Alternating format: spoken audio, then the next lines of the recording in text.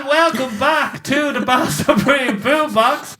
I am here once again with Kaycii and the Vagabond Queen, aka the Smithfield Sorcerer, what? and the Crumbling Crusader. I think they don't call themselves that. That's my own nickname. I think that was it. It's been a while since Kaycii's been on a good few times.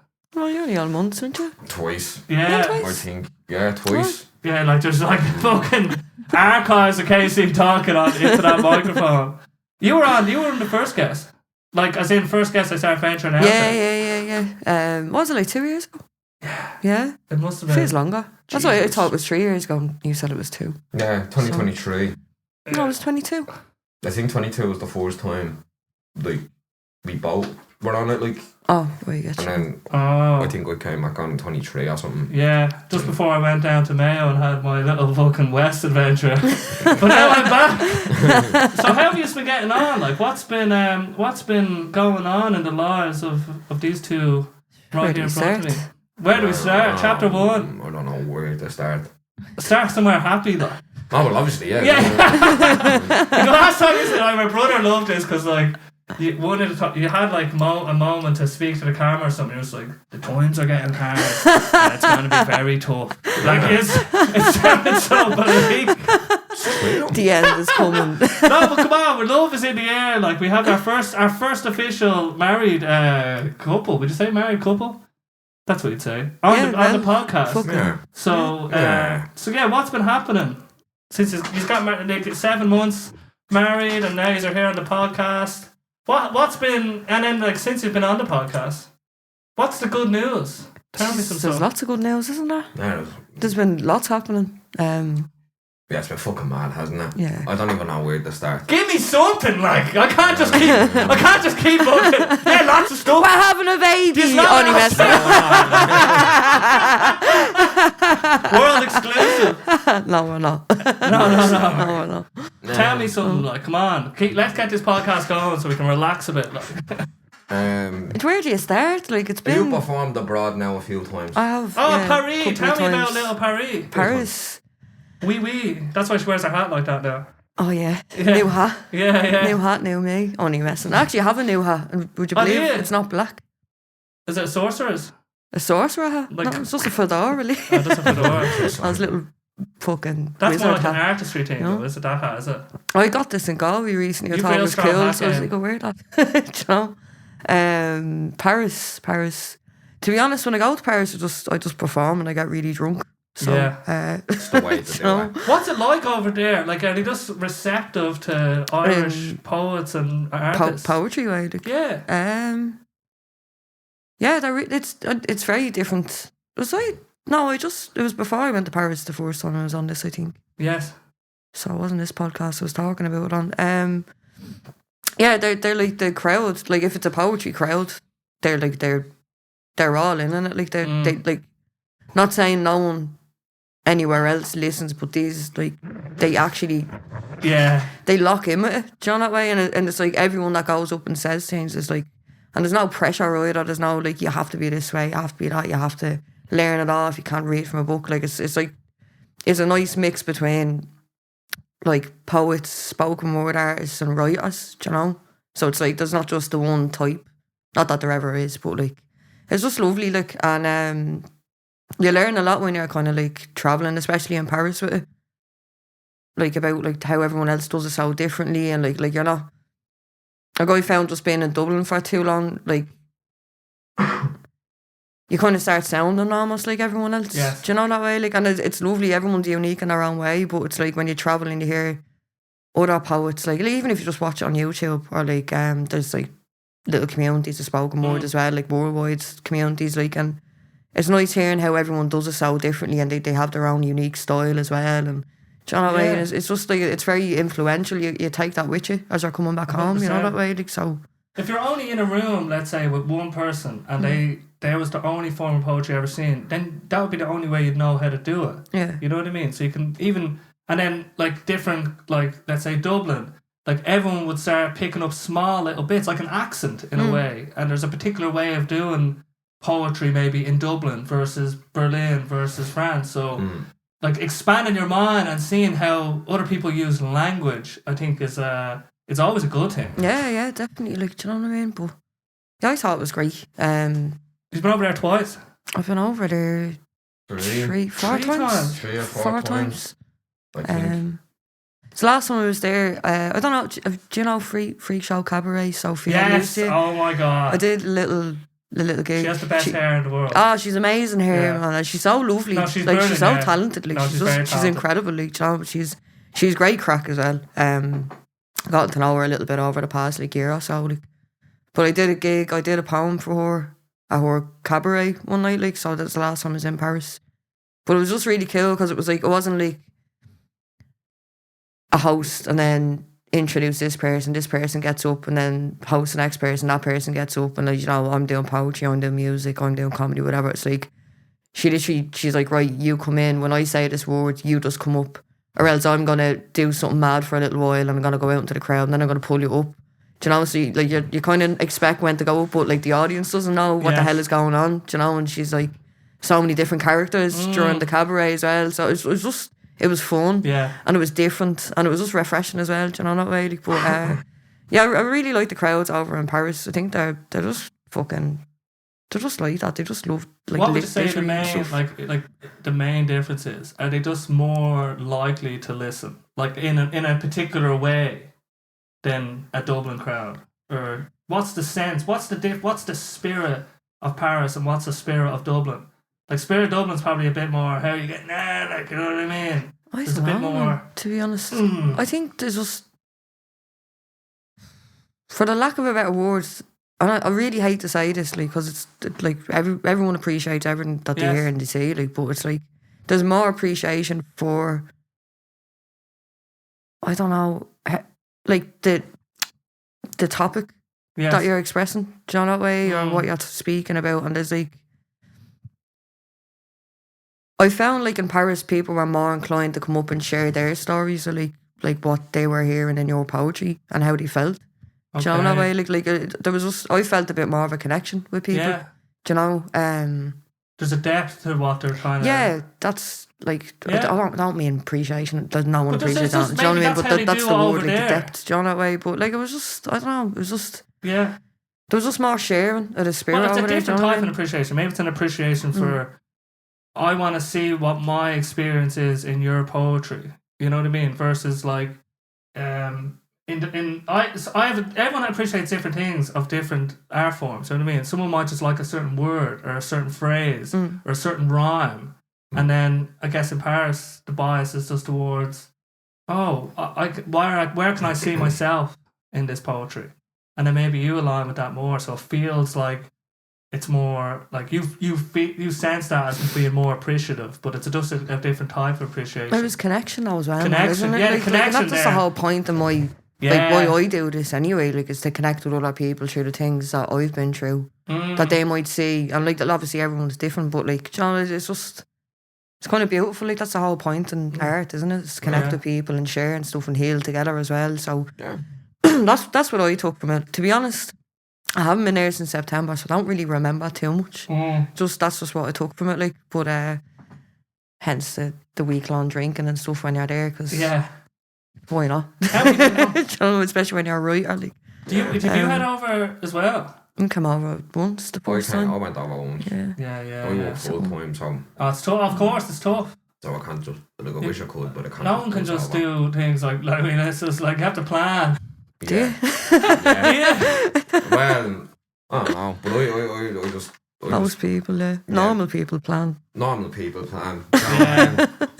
But I'm stuck working, so I don't really get to go out as much as I'd really like to. Do you know what I mean? It's a shame because I've always travelled alone. I don't like travelling with people.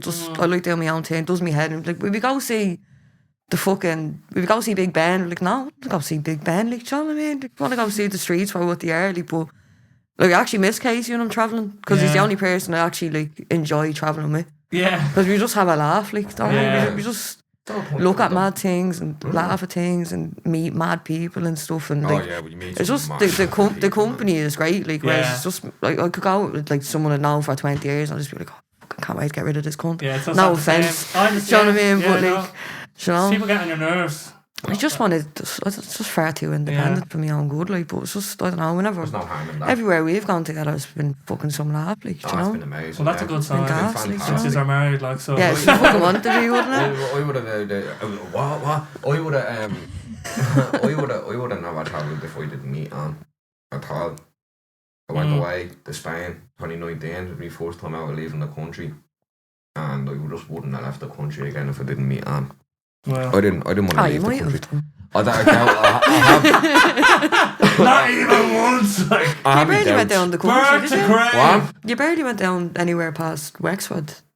Yeah, we used to that- go to Wexford when I was a young fella Yeah. in the summer with my man on. We used to go to Cortown, and there was a lot of bollocks, to be honest. But that was, I never left the country until 2019, and after that, like, I was like, I don't want to do this again. I don't like travel. I hate traveling. Yeah. Like, I mean, like, it's in the airport. The whole thing. Once I get there, I'm airport, happy. yeah. But going and coming home drives me fucking insane. Yeah. Because I hate it. Like, Is it just like I heard someone describe this because it's very authoritarian, as in there's very strict rules, and it's like imagine an Orwellian future where like we were all being just controlled. Like that's what an airport is like. Is it's like you have to go through the scanners, like your stuff is checked. Like it's like people. no, I actually don't mind that. Yeah. I hate to sound like a big cunt, but I just can't stand people. Yeah, Just being honest, like, that's what. Yeah. just can't stand people. Oh, did you see Terminal 1? So everyone's just on top of each other. Everyone's diving on top of each other to get to the bar or something.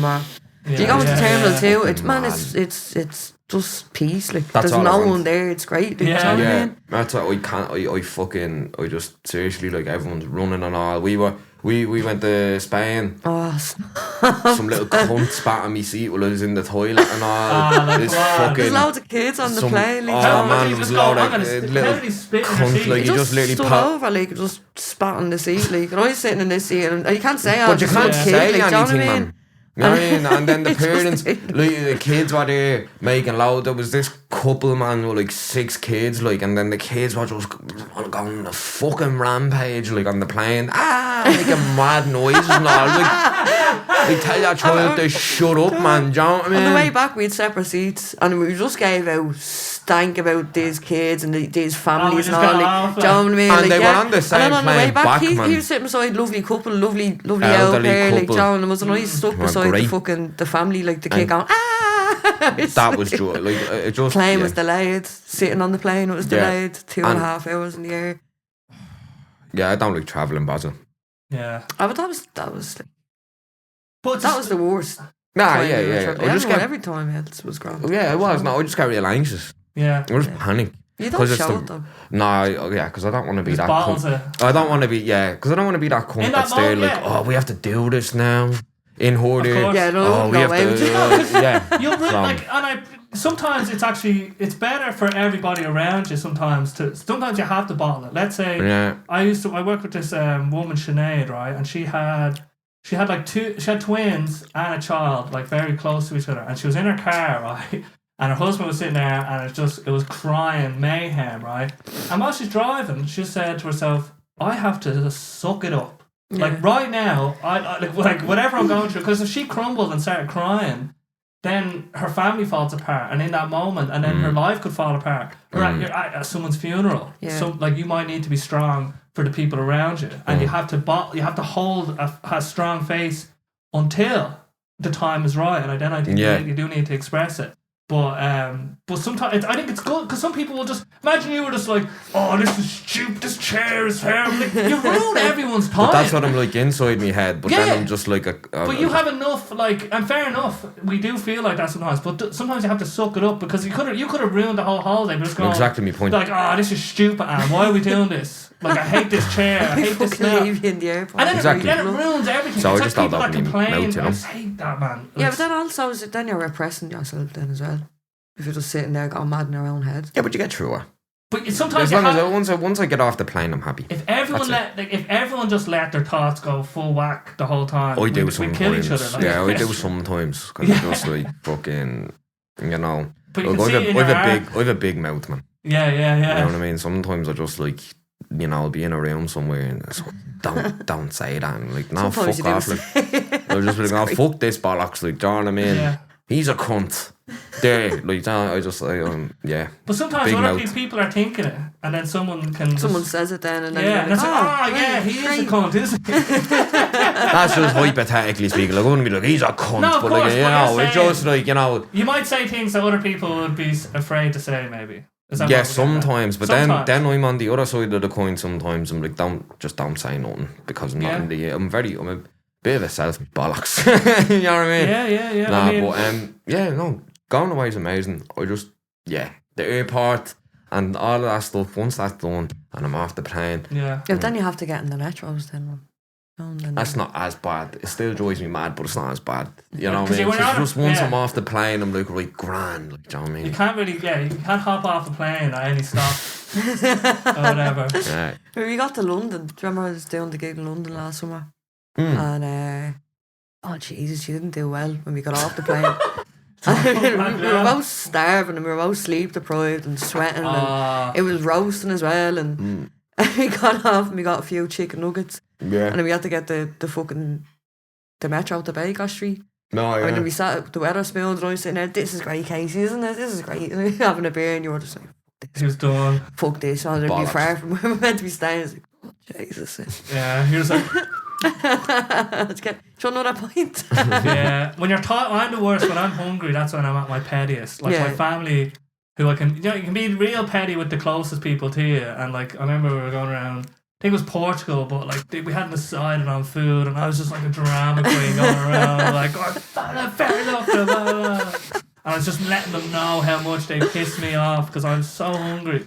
But it's so hard to like have that awareness of mind to rise above it, like because we're just tied to these human emotions and feelings, and they can just let us down sometimes. And then that's just part of who we are. You know what I mean? It's part of our experience. So I don't know.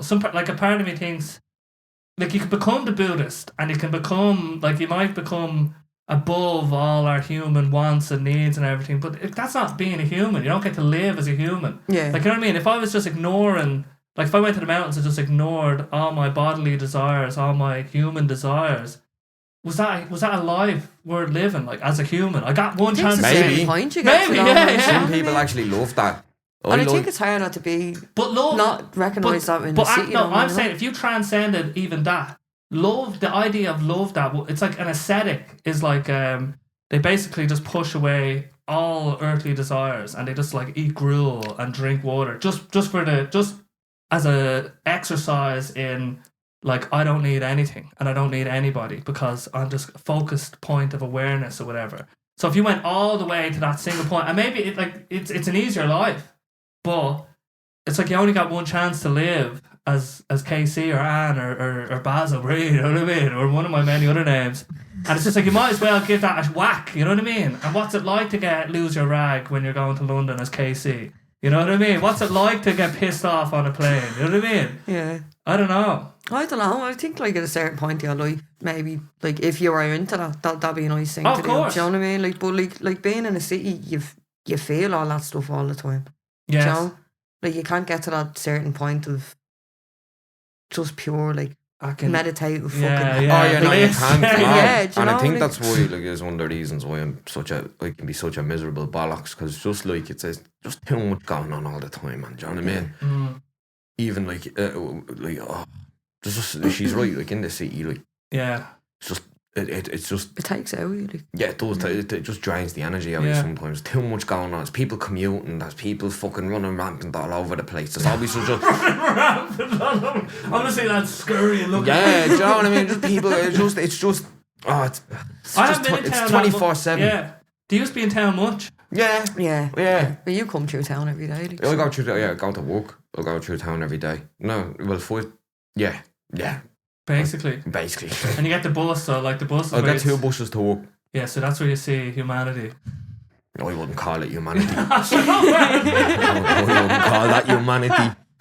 But you know what Nah, I mean? but no, all jokes aside, yeah. No, you do like even very early in the morning, like it's all go, it's all fucking systems a go, like, do you know what I mean? And you can just see it in town. People that are commuting and all, you see the same people at the same bus stop every morning. They all look miserable and everyone's panicking getting on the bus, even though they know they're gonna get a seat and all, and they're pushing each other, and then the bus is fucking. It's a weird frame for like people to be pushed into, like the commute to work. I was doing it in London. I was on that loop. I was getting off Oxford Circus, like one of the busiest. Like you want to check out at rush hour in the summertime, going down to that place, man.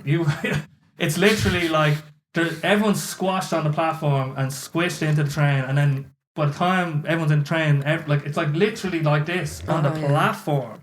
It's mental, and you're just like trying not to touch anybody because I'm not a creep, I swear. Like one time I felt like a girl was kind of it was hard for me to tell if she was groping me or not, or her hand was just squashing a weird place, and I was like, this is weird because I have to do this for 40 minutes now or whatever it is to my next stop.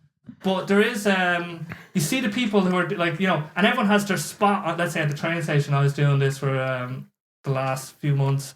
I was going to town. But there's like the veterans like who know where the doors are gonna stop and everything. Yeah. And they're kind of having. And they have their own little part of the train, a little bus that they like to sit at. Yeah. Do you know what I mean? My sister pointed out something very funny. I don't know if you will get this, but when I get on the train, right, the people that were already on the train, I kind of give them like a higher ranking, let's say, and then the people when I'm sitting down. What do you mean higher ranking? The people, like I said, like they, because they're here before I got on, so they have like, and then when the other people get on, like you're sitting there, and they're not able to get seats, and you're just sitting there, like you're the top dog, as in they've lost, but they just got on the step next to you. What's the totem pole here? I don't know where you're going with this. What's the? Because you said like what's the hierarchy here? It's not like I'm. It's like you feel, even though it's just a stop, it's just train stops, and you didn't earn your place on the stop or something. That's hilarious. There's a my sister said to me, and I haven't been able to capture it, but when other people get on, I feel like I'm more together than they are because I'm already on the train. But I think everybody feels like that. Yeah. It's called like just having your shit together. Yeah, like. but they just got on the step next to me, so because I'm sitting down, I'm like, I got a seat because I was more ready than you. Exactly. But that's not true, by the way. It kind of is though. You know what I mean? We get the bus home from work and we miss the. I can't really explain. My sister had a better way of summarising it, and I never thought about it before. And then when I was on the train, I just noticed like, do I feel like certain like I'm at the extreme levels? Like, am I better just because I'm sitting down? No, it's not that you're better. You're just more organised. Because look, I mean, like on the bus home every day, I don't really sit down on the bus home. For the most part, because it's packed.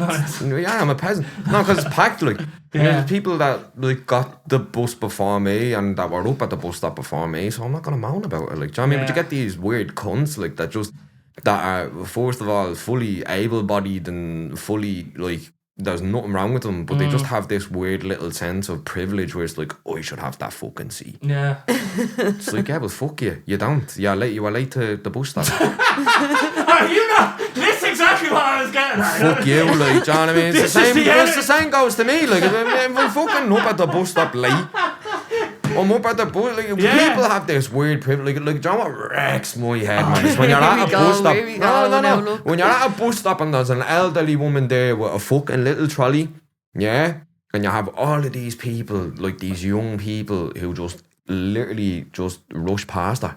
It's like, where's your respect? Like, where's your manners? Like, let that woman on that fucking bus. Like, do you know what I mean? Yeah. Dickhead, like, do you know what I mean? Yeah, like, sorry, respect. No, that's fine. I'm just like venting frustrations with society. I'm glad I'm not alone, like, you know what I mean? No, it's not rude though. Like, that woman, like, she's struggling, she's getting the bus for the fucking reason. Let her on the fucking bus, or pregnant women on a bus, man, or a train, and you're just like, you're standing, so like, you can't give them the seat, and you can see clearly that someone can see. Some lazy cunt just won't stand up for 20 minutes, man. You know what I mean? I know you're in work all day, but that woman can barely walk. Like, you know what I mean? Or that man even. Not even woman. It doesn't matter. Yeah, you have to do there's a calculation that happens, right? Yes, so you're sitting down.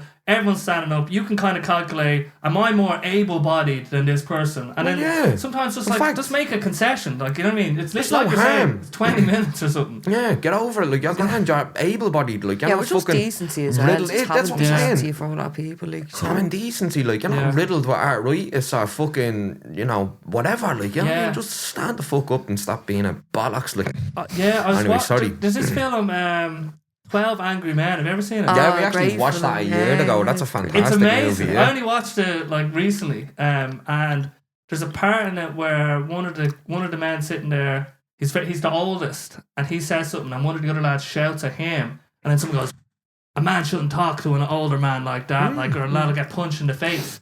And there is that sense, like, I don't know if it's lost or if we've kind of lost touch with it, but like the elderly were revered and respected a lot more. Absolutely, that's how we was brought up. Like, my outfit brought me up with manners and respect, like, you know, and especially like if you're speaking to elderly, you don't call them by their first name. It's Mr. Such and Such and Mrs. Such and Such, or Miss, or whatever the case may be. Like, we had next door neighbours, like, and that's why he was like, you always approach them with respect, and you don't call them Paddy. Yeah, you call them Mr. So and So. Where do you think? Because I feel it feels right. Because that's the generation my dad grew up in. Like, my dad's 66 now. Yeah. But why is it, like, I'm trying to get down to, okay, so is it a recognition that they've lived a longer life and are therefore, they've more life experience than you? Like, I wonder where it actually, like, because respect your elders, we take for granted maybe that we just grew up with it, but what's underneath it, I wonder? I think it's because they're approaching a point in their life where they're fragile. Yeah. Physically, mentally, like, you know what I mean? And I say that respectfully, because they're touching on, like, you know, this is reality. They're at an age now where, you know, and death's around the corner for anyone, but they're closer to it than anybody. Do you know what I'm saying to you? I don't know, that's just my outlook on it, so you respect them, like, do you know what I mean? Because they're fragile, like, now, like, do you know what I mean? You have to respect that, like, you have to be appreciative of that, like, do you know what I mean? I don't know, that's my perspective. I think it's like just like respect for, I don't know, they've lived a long fucking life. No, exactly, they know more. Like, they have a bit of wisdom, like, they've gone through enough. They're at the end, like, you know, well, they're not at the end, like, you know. No, but they're closer to the end. They probably lost loved ones, like, fucking. They've seen life change in front of their eyes, like, over God knows how long, like, you know. It's just. Yeah, and that's you actually have to give people our dues, like, you know. Exactly. That's a good point. We can assume that because they're older, they've lived a life. You know what I mean? You don't make it to that age without having gone through the ups and downs of life. You know what I mean? And it's just, maybe it's like a recognition of, all right, I know you've had a road, like, and I appreciate, and like I get that, and I haven't in a way. And we kind of we can think, like, when we're teenagers, especially, that we know it all in a way. Like, I thought I knew so much, like, and now I just hear my dad in my head just saying certain things, and I'm just like, he was kind of right. Like, one thing is really, I remember I played chess with him, and this keeps coming into my head. I remember I took his queen, right, and we didn't have much, but we played a bit of chess when we were younger, and I got real cocky, and I was like kind of like happy, but then I lost my queen immediately, and all he said was, "You got too cocky," and we played the game. And that always stuck at me, like, and then, like, I can just hear that ringing in my head in certain moments. Like, am I being too cocky here? Like, am I trying to, like, where, when I think I'm getting too big for my boots? Because we're all susceptible to that, you know what I mean? Yeah, of course we are. Definitely. And you have to kind of be like, oh, hold on a minute. Bring ourselves back, And so you can have respect for other people as well, because the cockiness is, like, can breed arrogance. And it's just, like, that is just the poison, I think, in a way. Because if you meet people, what I'm realising now, as I'm working on, like, sort of tech teams and everything, it's all about just questions and actually trying to get the conversation going through, like, I'll say something, but then I'll ask, and then if someone else says something, I'll ask. Listen, nobody's infallible. Yes, 1,000,000%. Nobody. It doesn't matter how much money you have and what you've done. I mean, although it may be great and amazing, do you know what I mean? No, man, nobody is infallible. Like, we're human. Yes. We're all gonna fucking die one day. Yeah. You know what I mean? And I think a good point is that no matter what life you live, let's say you got to throw the dice and now you were a billionaire, or you were on the streets, or you were, you know, just working just a grand middle class job or whatever path, it's just like that you've earned experience along the way. So everyone you meet has lived a life, so that they're like they know something you don't because you've never lived their life in a way, and they have a perspective that you don't have. Exactly. And there's always value in the other person. I think you have to kind of see that. Everybody has value. Yeah, It's just, of course. I think, everybody. Like, even, like, you know what I mean? Like, I learned so much off of people who, like, had, like, a lot less than I did. Mm. Do you know what I mean? Like, Yeah. if you were looking in terms of, like, you know, I don't know, like, it was the people, I learned a lot of what I know today off of people who have had absolutely nothing. Do you know what I mean? Yes. Like, nothing at all. Like, and that's what I'm saying, like, you know. So, like, because I noticed now, right, like, see this whole weird thing where people, like, worship celebrities and all. I can't wrap my fucking head around that. I think that's a bit odd. I'm sorry. Like, it's okay to, like, love someone for the work they do. Like, I not, you know, love the work they do and appreciate it, but I don't get this weird thing where people, like, just, like, idolize the ground that these people walk on, because, like, I don't give a bollocks how much money you have. You know what I mean? Yeah. And you're still capable of making mistakes. Yeah. Do you know what I mean? Yeah, but you don't know these people either. Exactly my point. You don't John, know never had a these conversation. people. They could be evil. Yeah, you don't know these people. That's what I don't P. get, Diddy, man. like, John. Yeah, P. Diddy, man. You know what I mean? Everyone was like, oh, yeah, you know, for years upon years, like, for some strange reason, just, like, worshipping him, like, in hip-hop culture, like, and now look. Which also, like, regardless of celebrities, you don't know who someone is once they go home and take the mask off. Exactly. Do you know what I mean? Yeah. Like, even the three of us here, like, Yeah. John, Yeah. like, Exactly. you don't know who someone is in private, you know? So, yeah. like, They're not on the podcast. yeah. No, but you're right. And we do, I think part of it is we don't even worship, like, we don't even like them. It's just we like the idea of them, as in maybe we want to be them in a way. And you can see this with, like, you know, certain characters, let's say Trump, right? Like, you have to be able to admit, right? Like, whatever you think about him, like, if you looked up narcissist in the dictionary, Be like, a fucking giant picture and of a him psychological there. analysis, or you analyze what he said, like, he's a, like, for lack of a better, like, he's a bullshit artist. Like, he just throw blah blah blah blah blah blah, and he'll say this is very good, and you know, that's the worst thing ever. No, yeah, he does that. It's the history, it's the biggest in history, or it was the worst in history. Yeah. So, like, you have to be able to look at these people, and let's say if you do admire certain characteristics of certain people, you have to be able to also say, they have flaws as well. And then you have to ask yourself, why am I worshiping these? I wish we had people that we could look up to, like Jesus. Like, you know, but, like, imagine, like, who would we want to be the president? We'd want Jesus to be Jesus. the Of course, president. You know man. what I mean? But then again, you don't know who Jesus was either. Yeah, alright, Do you know alright, we're not what I bad. mean? Do you know what I mean? He was a I'm good only lad. messing, No, no, no, Jesus. you're Jesus not. is the bro, man. He's a bro. The role, alright, as in, what would be the ideal human, maybe? And I don't know. Maybe a leader needs to What be to learn from? narcissistic. Yeah. Somebody that isn't afraid to show you what they've done wrong. Yes. And it's true, and I it's, don't want and to it's fucking, like, honest. listen, Yeah, that's what I'm saying, admit it, but like, listen, yeah. this is what I'm telling you, like, you know, it's just always, like, that's why I can't fucking stand social media. Yeah. I cannot stand it, because it's like you're getting people who are really struggling with their mental health, but on their social media, it's all victory, it's all glory. Yeah, But 100%. behind the phone screen, like, they're arguing with their partner, it's serious, you know what I mean? And like, their mates are giving them shit, they're probably on drugs, like, do you know what I mean? We don't know that, we don't know what do you know what I mean? I would, like, and that's what I'm telling you, the people I learned from who have had nothing, they were never afraid to tell me what they done wrong in life. Do you know what I mean? Yeah. Always told me everything they fucked up on. Don't do this. Yeah. Don't fucking. I did that. They were And look where I am. important bits. Yeah, and they were like, look what I went through because of what I did. It wasn't like all that glorious moments. It was the fucked up shit that they did and the wrong stuff that they did. Do you know what I mean? Yeah. I think that's how you learn. Like, do you know what I mean? That's how young people learn as well. Yeah. You know what I mean? That's why I'm always, like, telling, like, you know, that's why, like, people, like, you know, I always, like, highlighting the negative stuff, because that's what you learn from. Yeah, that's it though, isn't it? Do you know But, what I like, mean?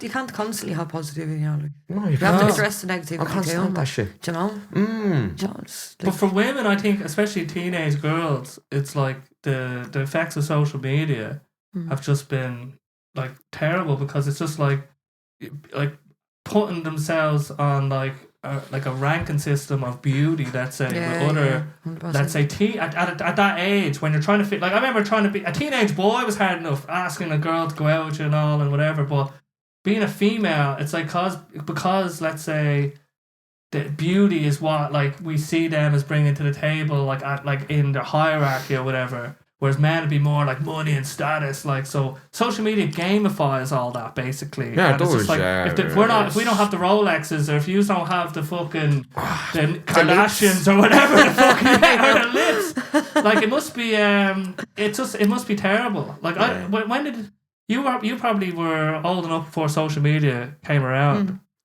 I was about probably 14. Like 14? when Bebo came out. Oh, Bebo. Yeah, do you remember that? Yeah. Send us a love. What was your experience like on Bebo?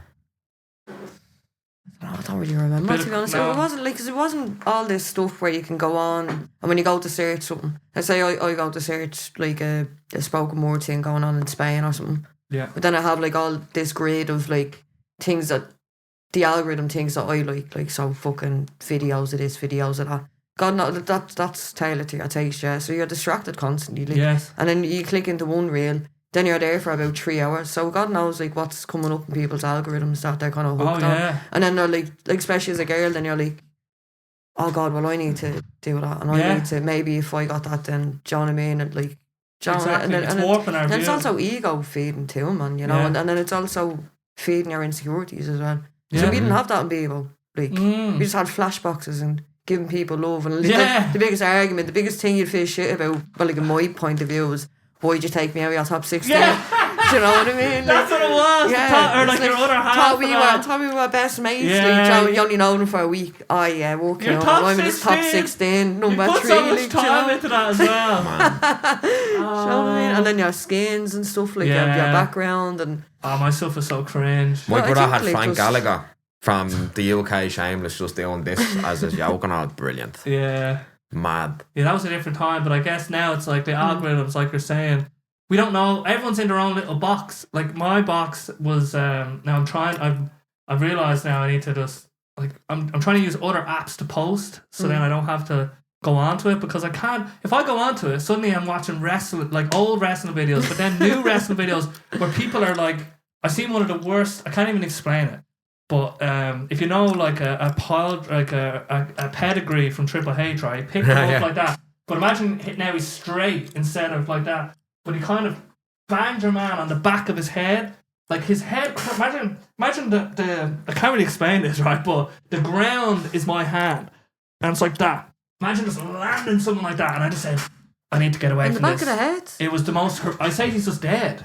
And I didn't explain Wait, hold anything. on. I'm being a bit dozy. All right, hold on. You've seen a video? No, you've seen a video of somebody doing this, like. Yeah, pick him up like this. Shit. And like imagine I have Kaycii between my legs, right? Bang him on here. Pick him up. And now his legs are going straight with so he's upside down, his head is here. Right. But his head's tucked in. Tombstone pile driver. Onto the back of his head, where he basically just died, I think. And so This is on like WWE or that was on WF or an whatever it's called. Instagram reel. Yeah, And man, it's I'm watching like traumatized. I'm seeing people getting shot on Instagram now.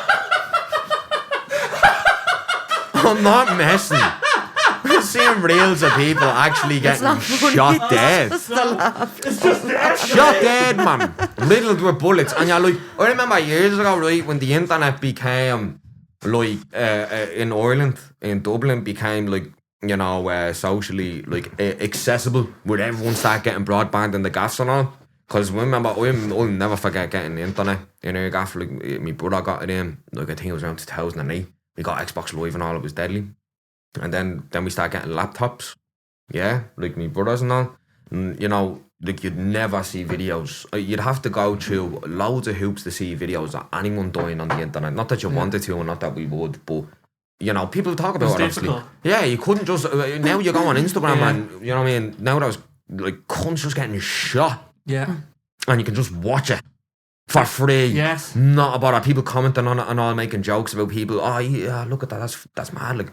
And what happens is if you even watch it for like longer than what a normal video you'd watch for, then the algorithm just thinks, oh yeah, they want more of that. Yeah, Exactly. yeah. You get pulled in not because of it's not even what you like or dislike, it's what you pay attention to. And what you pay attention to doesn't necessarily mean what fills you with love or joy. It's just like a car crash. And we pay attention to, we have a negativity bias as well, so we might just pick up on stuff where it's just not good for our souls. We don't need to be consuming good people. Not like, if you've never seen these videos getting someone getting shot, you'd hopefully like live a life and never see someone getting shot. You know what I mean? I don't fucking care who you are and what you're capable of and how tough you are. Like being able to just watch that, no problem, if you get me, like how accessible it is. Yeah. That sends shivers up my spine. Like that's like rotten. Like, do you know what I mean? Being able to just Not really, be phased by it. and that's another thing you hit the nail on the head, babe. Right? Is people are becoming desensitized to it now because it's so accessible. Yeah. Especially like what people don't consider as well. Do you know what does my fucking head in as well, right? Is like anytime there's conflict, whether it be a fight or anything, what is the first thing that people do now is they just take it out and record it. Yeah, it's crazy, isn't it? It's mental. It's No just matter they what's don't give a going on, fuck. like, you It's know? just like, oh, this fella's getting his head stood on by 3 people. Yeah, it's like, hold on a minute. That man is being bet Not half one to person rings the ambulance. like, you know? that person is being bet half to death. Yeah. Yeah, and you're just there. I'm gonna record this and Yeah, send it's this to the sad. boys. And that, you know what I mean? That cunt might fucking have brain damage. You might have a fractured skull. But I think that's what all this kind of stuff is doing to us, man. It's making us desensitised That's to the exactly things that what we it's actually see when we walk Yeah. down the street, like, you know, and it's like the concept of decency is kind of like going away. Like you said, there's more and more people every day. They're not letting They're not poor letting the Mary old one on sit the down bus, like yeah. in our normal seat. Yeah, like, do you know yeah, what in I mean? her Like, seat. I It fucking- has her name on it. do you know, like it's I should be saying it. Do you remember when we were in Galway? Like, no offense to Galway, like, but like these kind of, and no offense, middle class people, but like these middle class kids, like, and like we're coming out with bags, and then there's old people around coming in and out of like shops and stuff, and like they go through it as if you're a ghost, as you say, like, well, what am I pack man, like, do you know what I mean? Yeah, they do. Yeah, they do, because people just Well, barge it's just through it so as if rude, you're like, nothing. do you know? They don't acknowledge anything. Yeah. But she's right though. Like, there's no like when we were down in Galway, we go down to Galway. No, it's not just Galway, it's Dublin, it's everywhere. Yeah, it's And the everywhere. middle I just class. seen it, and the No, no, goddamn middle class, I'm only messing. No, I'm joking, yeah. It just happened to be, like, in that case. Yeah, exactly. But I don't know, man. All of that stuff. It's, Like, my mum was in A&E there last week, and then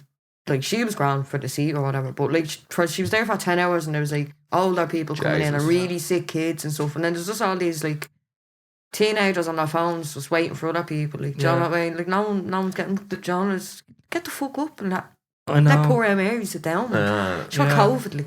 It's the scale of stuff. John. It's like because there's so many humans, and there's so like it's like if there was one person who had a broken leg, like that you only ever seen once in your life, you'd be like, oh shit. But now because we're seeing all this crazy stuff on footage, we're surrounded by humans all the time. We just forget. Like, people are actually people and not like this. Do you ever hear NPC? Like, people say like non-playable I use that as characters. a joke as Yeah, well. yeah. But we use it because like they're just like NPCs. But everyone is living an experience and there's worth consideration. But we just Yeah, but if we go around living like that, though, our hearts would be destroyed because we are like, let's say every homeless person would destroy it because like if you really let that into your soul, you wouldn't be able to bear the weight of it. You know what I mean? Of this tragedy. So, like, we have to protect ourselves at some level, but there's a balance, basically. You know what I mean? But if you try and if your heart is open too much, the sorrow of the world will crush you. But if you don't let any of it in, then you're just living like You're kind of empty then, aren't you? yeah, know? so Do you know empty. what I mean? Exactly. Yeah. So there's a balance, I think, which is tough. It's a tough balance to get. where it is, yeah, big time. The balance and everything, though. Yeah. You know what I mean? I think that's like I'd say now, like where I'm at in life, what I'm doing now, and just with everything, like the whole thing I find difficult is just finding balance and everything. It's so Yeah. hard, like, you know. But it's worth that. It's worth like it's worth the difficulty. Yeah. Do you know what I mean? I pride myself on just being able to understand. Like, as in, even if we don't agree, I can still understand. Do you know what I'm saying? Like, do you know what I mean? Like, trying to put myself in the shoes of other people, whether I'm fond of them or not, or whether I disagree with them or I agree with them or whatever. I don't. I just like, do you know what I mean? Yeah. I'm just trying to understand. Like, instead of, because I found out I have ADHD, right? And Not was it was a bit. I knew I had it. I just had a feeling, like, do you know what I mean? But once I found out I had it, it was brilliant, like, do you know what I mean? Because just it explained everything, and then it just, I don't know why finding out having ADHD opened up my mind to so much, like, but it kind of made me, because nobody understood me when I was a young fella. Or like a teenager, why I'm behaving maybe the way I'm behaving, or why I can't like register information as much as the other young fella, or you know, I wish I kind of had that at the time. So like that's why even when people like are being negative, let's say, what could I use it? They're just behaving in a poxy way because maybe they, but like everyone, like what I'm saying is right is that you need to look beyond the surface. That's what I'm trying to say through waffling here now. The last fucking that makes sense. You're not waffling. You need to look beyond the surface of everything. Like you can't just be fucking like, and that's where we find the balance comes in as well. Yeah. You know what I mean? You need to sit down and think.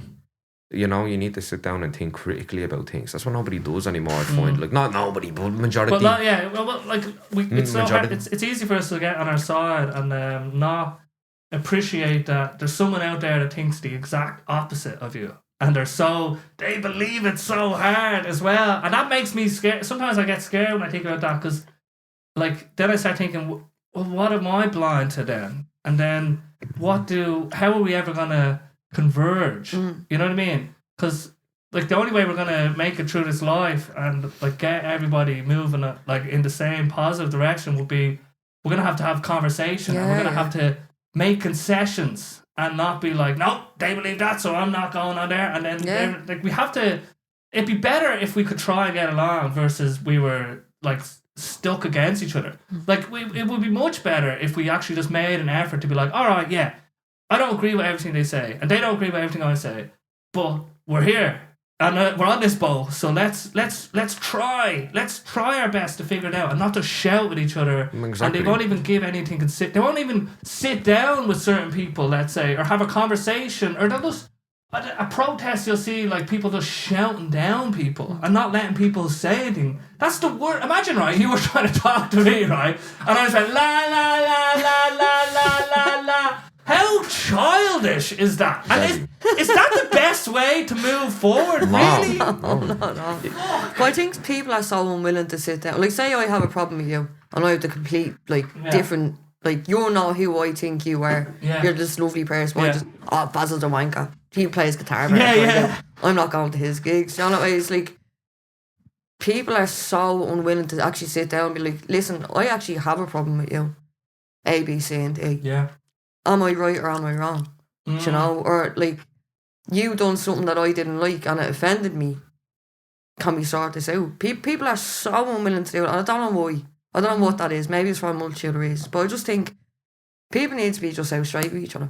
You know, it's not that hard. Like I know it can be like daunting to sit down with someone and just be like, "Listen, you pissed me off when you said that, John." Like, 100%. Have you? I do find that. I've had different conversations in my life, but it's usually when I'm cutting things off forever. Like, whereas with my brother, let's say, like, 'cause we're very close, I can bottle stuff up, and then if we do have an argument, then I'll throw in the other thing that I was annoyed about, and I wish I wish I was better sometimes at, you know, letting people know, okay, yeah, that did annoy me, and we need to talk about it now instead of letting it like foster. Yeah, like if you've actually sat down with someone and just said, "Come here, like, I have something to talk to you about. This annoyed me, and I'd want to find out what the crack is with it."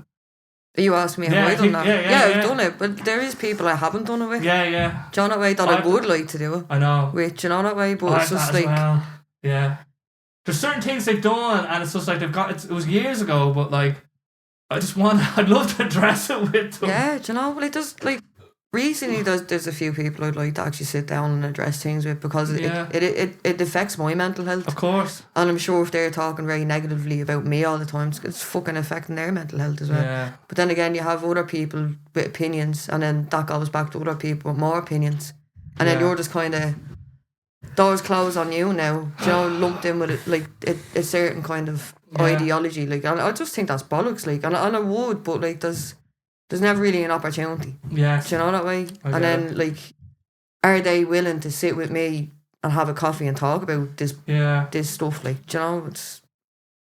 Sorry. Why are you I sorry see the for? finger on the table. Don't be sorry. If you have something to I wanted to say. interject. I'm so sorry. I love you. I'm sorry. I'm done. Don't worry about it. I'll say this much: I'm terrible at communicating, like to some degree, and I know that though. Do you know what I mean? I'm not like I know that. It's just something I have to work on. But this is gonna sound rich coming from me. I think it's how you go about it as well.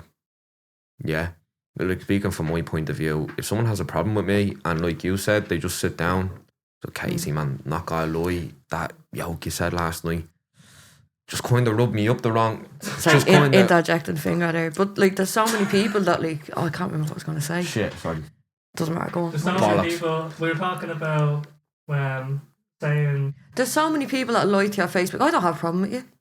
Joe. Oh yeah. That are still like, oh, that cunt behind your back. Yeah, you you see, But that's there's what you so don't many do. people that are just so unwilling in different ways. So, If we have a problem with someone, I'm not gonna go around to everybody being like he's a bollocks. I'm actually not even gonna tell anyone I have a problem. I might tell him me, but it won't be like, you know, I just need to have a chat with him. That, do you know what I mean? I'm just, you know, it's not like, you know, oh, he fucking did that to me last night. It's like, I might just need to have a chat with him. There's not, you know, and that's the point I'm trying to make as well, is that like it's how you go about it. Like if someone comes up to me, has a problem with me, and they sit down, they're like, Kaycii, look, that yoke you said last night, man, that rubbed me up the wrong way. Like, I can acknowledge that, the tone of voice they're speaking to me and they're being respectful, even though they hurt. I really appreciate that. I'm very grateful for that. They sat down, they spoke to me. If you come up to me and like, hey, what about that time, remember last week you fucking in one ear and out the other, I can't acknowledge what you're telling me. Like, even though you have a right to be annoyed. Yeah. Do you know what I mean? By all means, if I've disrespected you, you're offended, you do have a right to be annoyed. But if you come up shouting at me, the point that you're trying to get me to acknowledge is in one ear and out the other. Because you, even though I have disrespected you, I understand, like, you know what I mean? But that doesn't necessarily give you the right to come up and be like, blah, blah, blah, blah, blah. Yeah. Because I'll learn nothing. Yeah, and then it's a lose-lose. You know? Yeah, it's a lose-lose. I didn't learn how I've hurt you and what I can do about it, and you're just throwing fuel onto the fire now. Do you know what I mean? It's maturity. You just need to learn how to deal with these things. You know what I mean? Some people, unfortunately, including myself, are just a bit behind on it, but it's just about acknowledging it. It's maturity. It's like you get to a certain point in your life, and a lot of people are probably going to be annoyed that I said this, but you get to a certain point in your life where you just have to grow the fuck up. Like, whether you fucking like it or not, that doesn't mean you can't have the crack. You know what I mean? It doesn't mean you can't have a bit of a laugh and be a little bit immature here and there. But you have to grow the fuck up, like, do you know what I mean? Especially when you have a lot to lose, like, you know what I mean? You can't be going on like a child. Of course. You can't be fucking, you know... Throwing your toys out your pram. Throwing your toys out your pram and snapping. Like, do you know how easy it is to lose your temper? It's very easy. Oh, yeah. But then what happens after it? You feel like shit, don't you? You feel like shit. You're possibly after getting really hurt or hurting something, whether it be physically or mentally. Yeah. You're vilified. You become vilified. There's certain ways to go about things. You have to accept that. Exactly. It doesn't matter who you are, what you come from, what you're doing, blah, blah, blah. You have to fucking accept that. Yeah. I think your cat wants to come back in. Yeah. There's if ways you need to to have go a about smoke things. or anything, like, these can kind of come and go if you like yeah, we'll take turns. Yeah, you can take turns, yeah. Just I just see you roll that. It's just I just had it ready there, but if you I want, don't know when you can hop out the back, whatever, or you need to go toilet. As long as there's like one person sitting here. I will now in a second. At any time, that's grand. But yeah, go ahead. Yeah, just, do you know what I mean? That's one thing I learned, because look, I'm not going on as if I have it all. I definitely don't have it all together. There's still times where I lose my temper with a friend, and my version of losing my temper is just getting a little emotional and being like, oh, what you fucking mean? Like, do you know what I mean? Not like fucking violence or nothing like that, but, you know, again, no one's infallible. But if you can acknowledge the fact that you can, you know, get better at these things, then you're on the right track, like, you know what I mean? I think sometimes, like, if I can rub people up the wrong way, I know, because I'm very loud and like I'm just a show off. Let's say my instinct is to like What's wrong with that? No, I don't think, like, it is what it is, and certain people, like, if certain, like, let's say there's a new group or something, and like they can see, it's like a very clicky kind of thing, where it's like, or certain people. Like, I like it when there's, like, other monkey boys. Like I be, like, doing the dance, then they do the dance, and I'm like, yay, and we're all doing the dance. But certain people, like, something had nearly started on me, because, like, I could feel that he was usually that kind of character. And, like, when I started being like that, he didn't like it. And I kind of, we're at this house party, and he kind of kind of had a go at me. I was like, oh, this is very uncomfortable. Oh, that's strange, which isn't is so weird. Like, Now, there's two ways you could look at this situation. You could obviously identify the fact he's insecure. It's evidently what it is. You're But then- taking his spotlight, you know? Yeah, apparently, you know what I mean? And the other way you could look at it, if you think critically about it, is ask yourself, why was he insecure? Do you know what I mean? And that's what I'm saying to you. Like, I think that's maturity in a sense. And now, listen, you're the one being confronted over, let's be honest, the fucking stupid thing, because it's stupid. It's just stupid. There's no other way to put it. Like, but it's also like this is what we've learned in life. Like, let's say one of the lads does me wrong, right? Let's say one of the lads does me wrong, right? And like I've learned now through maturity and just identifying things in my life that if I like go up to him now and confront him in a certain way, like it's not gonna go well. Like, you know what I mean? Is it whether like I have room now to understand that there was maybe a reason behind when you'd done it, like, and I'd like to understand that maybe he's just feeling a bit strange, maybe he's just going through something. Like, I'd like to understand that, like, do you know what I mean? That's maturity, I think, like, you know. When has it ever gone really bad? What? Have you ever had like a really bad instance with somebody like that was, I don't know, that you just blew a fuse? Hundreds. Thousands. Yeah. It's just not that. But sometimes you lose it because you actually like there was someone encroached on you and they did something that you just could not tolerate. And like imagine someone pulled your beard or something, or like a random person on the street like punched it. Like there's obviously stuff that people can do that you can't just take. You know it what depends on the circumstances. Yeah. You see, we have a lot to lose now. Do you know what I mean? So sometimes you just have to take it on the chin. Sometimes you have to take shit. That's just reality. A lot of people won't like that. Their pride and their ego won't allow them to accept that. That's a good point. But like, what would you rather? Would you rather be at home with your family, or would you rather like get fucking stood on or end up in court for doing that to somebody? Like, you have to, not saying I do that, but you'd be surprised how quick a situation can escalate with some people. Like, do you know what I mean? So you have to think about them things. Yeah, like I remember I was in town and some lad just yanked my hair, and the person I was with was like, but I didn't do anything. I was just like, oh, this is grand. Because obviously I'm a pacifist, let's say. Like when we were younger as kids, like there'd be the Bob Regan lads and there'd be the Scaries lads, and I'd always be everyone like some of my friends would just be like, we stand together and we fight, as if it was like more like a big war or something. Fucking Mortal Kombat. Yeah, and I'd just be like, but I wasn't really like that. You know what I mean? Because I did taekwondo. You did. What did you do? Kempo. I got my black belt and all. You got your black belt. I just forgot the whole lot. So how many years did you do that for? I actually can't remember it even. You can't even remember? No, that's your brother was telling me this and I thought he was talking shit. No, I did. I got my black belt in Kempo. I can't even remember when I got that. How? It's just... That must have been a big part of your life though for a time. Not really. How? You got a black belt? Yeah, but... You don't just get a black belt. Yeah, but I can't remember anything now that I've been taught, and it's just...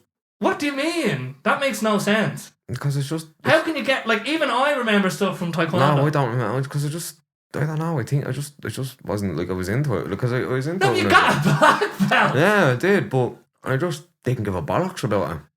It was just more important things to me at the time.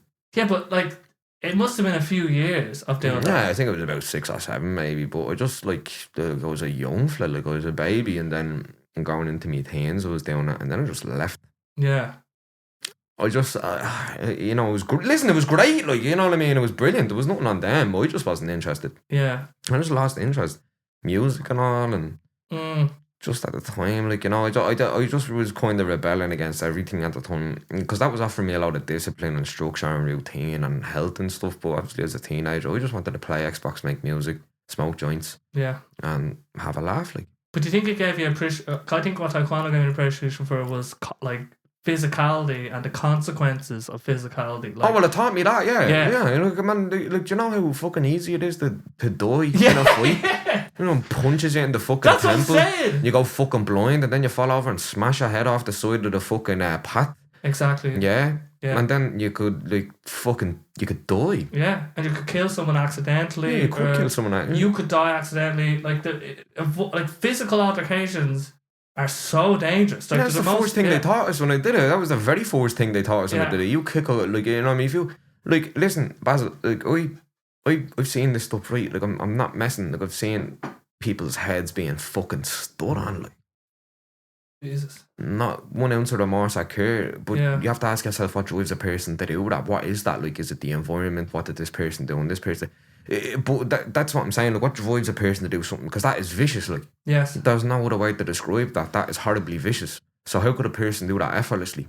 Yeah. Do you know what I mean? And you what- have to recognise that could happen. Exactly. It's just as simple as that. Yeah. That could fucking happen. So that's what I'm telling. That's why I'm saying when there's shit going on in Dublin, yeah, and Pride and Eagles involved. If you have kids or a missus at home and your family, whether you be your mother and father and siblings, I suggest you think about them. Yeah. Because Is you it don't. worth You it? also don't know what you're capable of. Exactly. You might lose. You might get a few slaps. Yeah. Thank God. Is It it was only a worth few it? Is slaps. it again? Is it No, worth of course it? it's not fucking Yeah, worth that's it. what I Because mean. either you could die, yeah, because you don't know who you're up against. You Yeah. really don't know. Yeah. Dublin's always been mad. We know this, but you don't know what a cunt has been through, physically or mentally. You could be like literally up against somebody who just like does give no fucks at all. Are Yeah. you willing? Can you psychologically bring yourself to that point to fight that person? If you can't, there's no shame in it. But don't, because that cunt. Or what if you fucking defending yourself? Now, fair enough, self-defense, yeah. And like I said, you box a cunt in the temple and he's blind forever. Yes.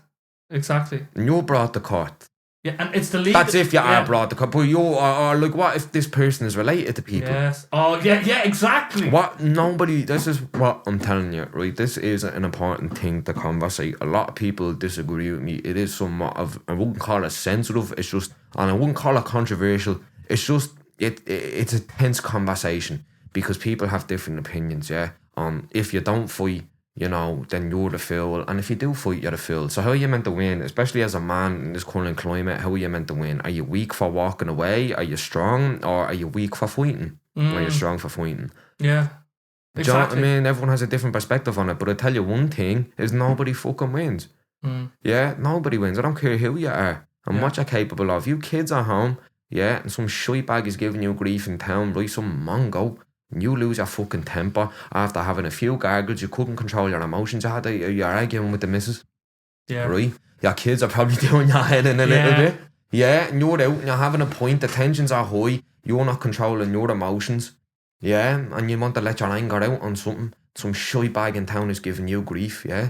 Right? And then what happens, man? You know what I mean? You fucking snap, yeah? The adrenaline's pumping in your body, yeah? And you're a big lad, yeah? Right? So you're capable of doing damage to somebody. You break a cunt's jaw and knock all of his teeth out. And who wins? Nobody. Because then you're at being brought to court for assault. Yeah, you have 3 to 4 years in prison. Your missus and your kids aren't seeing you for those 3 or 4 years. That's distance. Your wife is alone. Yeah? And then your man's fucked up as well because he has no fucking teeth. He has to eat food through a straw. He has to get his jaw wired shut. Yeah, he's probably traumatized from the incident for a lot. Who wins? Yeah. Nobody.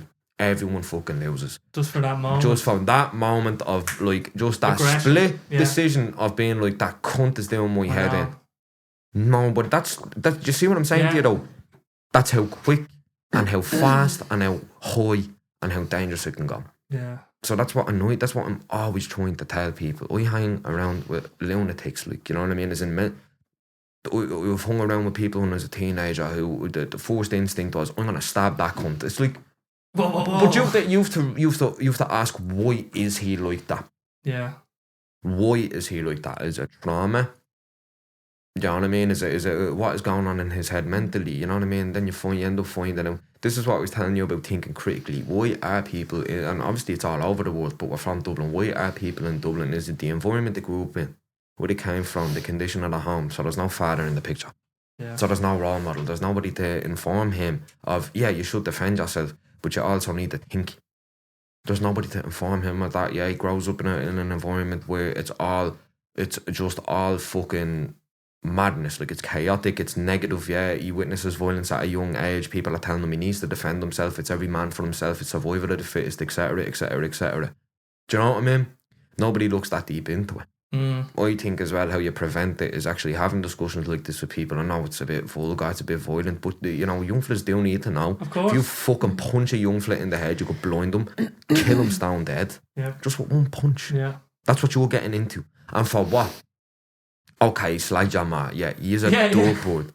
He's a fucking moron. He's an idiot. You shouldn't be insulting your ma. But you also shouldn't murder him for that. Yeah.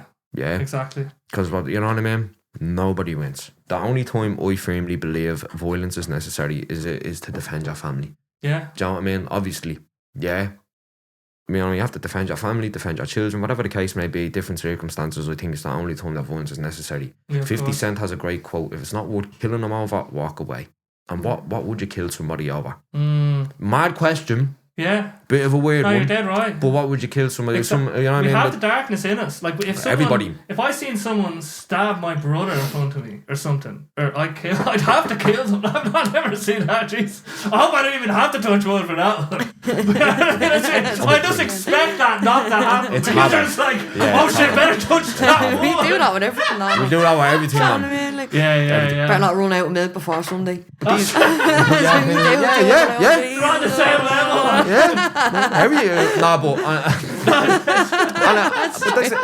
I know this is a bit of a mad discussion. I do think these conversations need to be had with young men. Yeah. Very important. Like I said, I grew up around people who just like I said, I'm gonna fucking stab that cunt. You've told me mad stories as well that I don't understand out here in Scaries. You know what I mean? Like I've been protected. You need people to talk about these things. 100%. Because listen, man, like, you can't. It's not even naivety, man. It's that look at working class environments. Everyone, he's a scumbag. He's a dirtbird. Why do you? Nobody is willing to look at the root of the problem. This is why I'm very irritated with the government, and just like you see it on Instagram as well. When you see videos of young fellas acting the bollocks, ask yourself, why are they acting the bollocks? It's like, because they're scumbags. Yeah. That is such a it's too easy. Yeah, Or maybe I would have been like that if I grew up in that area. That really pisses me off when I hear people saying that. Like, it's not everyone. It's just a way of not dealing with it. You do need to acknowledge now why are like a lot of working class environments like that. You do need to ask yourself that question. Like, do you know what I mean? Why are they like that? Yeah. They're like that for a reason. So there's the argument, let's say, against free will. Let's say if you just accept, let's just say that there is no free will, just for this argument, right? So imagine that no one really has control over their life and where they end up, really, because we're just thrown in and then we just end up somewhere. So if you actually just consider that, like, we were all just children at one point, then you can kind of have a lot more compassion for people, even though they've committed atrocities, they're not in a good place right now. They might be perceived as a bad person, but like at one point they were just a child with like just joy and happiness, innocence. Innocence. The most important thing. Yeah, and then that was life just took it out of them, and so when we put people, let's say, when we lock people away, it's like it's not that we think they're bad. It's just like we want to reduce the likelihood of bad people being in the world. So it's actually a point of like, oh yeah, a certain percentage are going to end up in a bad place. So we need to cater for them people because we're all just lucky or unlucky. Like, as in, some people are really lucky in terms of they never had to see anyone like die or like they've had or negative stuff, and then some people are really unlucky, as in like all their fucking siblings were addicted to heroin and like now they're basically... Exactly my point though. So and see the way you're able to acknowledge that is that's my problem now with kind of what would you call it? I wouldn't call it like Irish society, but I call it like look at this now. Like I'm telling you, right, like there's lots of videos going up on Instagram every day in Dublin, because Dublin's a mad place. There's things happening in Dublin city centre every single day, whether like it be like addiction, homelessness, you know what I mean, or young fellas palling around town together, and whatever the case may be, right? But I seen a lot of reels recently, and in the comments it's people like, oh yeah, just dragged up scumbags, little dirtbirds, it's because of where they're from and all. Oh yeah, where'd you think they're from? And it's like, you're part of the problem. Yeah. Whether you like it or not, I realise that you are part of the problem. You are like. But what does even if you say, oh, like, guess where they're from? It's like, just because they're from a certain area and that's bad, it's just like, that shouldn't be the... Like, why is the area like that though? That's what I'm saying. Nobody asks that. Yeah. Why is the area like that? Oh, they're from... What's going on with the youth club? Is the youth club got enough funding? But at the same time, you can't be expecting the youth club to pick up the fucking slack of... Yeah. You know what I mean? It's not... Not, yeah, just because we know that there's a place where there's depravity and like where people are who grow up and they end up in negative situations or negative life circumstances, Like that's a bad thing, and we need to like at the root of that. How can we get to the root instead of saying they're from here, so we don't need to think about them. That's why they're bad, and we don't need to think about it anymore. Why are their parents addicts? Yeah. There's no compassion. It's not like no compassion. It's a cliche, like ignorance is bliss as well, though. Yeah. So no empathy. Not people aren't willing to. That's what I'm saying. I told you this before. I was the lucky one in my friend group. Like if a couple of us had it, I had my man and dad. I had the full picture, regardless of whatever happened. Everyone's families has problems. Yeah, cool. A lot of my mates fatherless or motherless. Yeah, and I didn't understand that at the time. And I'm like, why is he such like, you know, when you're 12? Yeah. Why is he such a shy bag? Why is he picking on me? Yeah. Why is he slagging me? And you find out your ma's coming up to collect you after school. Where's his ma? And you find out. And then when you're older, you think back. Yes. Then you have the room, if depending on, you know, people, but if you have the room for empathy, then you realise, Jesus, that's probably why he was pissed off at me, man. God bless the young fella. Yeah. Forgiveness then. I know, when you get older. Forgiveness then, you have room for forgiveness in your heart. You're like, you know what, I understand why the young fella was probably a bit upset, man, because his ma passed away and he's looking at my ma collect me every day from school. Yeah. I'm the lucky one. I'm very fucking lucky there. I'm very grateful. Also, like, that creates room for growth within yourself because it makes you grateful. When you see people where, like, you know, because that's what Basil, I've seen people who, like I told you, they've had nothing. Yeah. Nothing whatsoever. Zilch. No mother. No siblings. Yeah. Or, like, just, you couldn't imagine. Do you know what I mean? And that's what I'm saying, like, it's just people have no empathy. It's why I try my very best to be understanding rather than just scolding someone if someone has done something wrong or whatever circumstances. Instead of scolding them, I try to put myself in them shoes.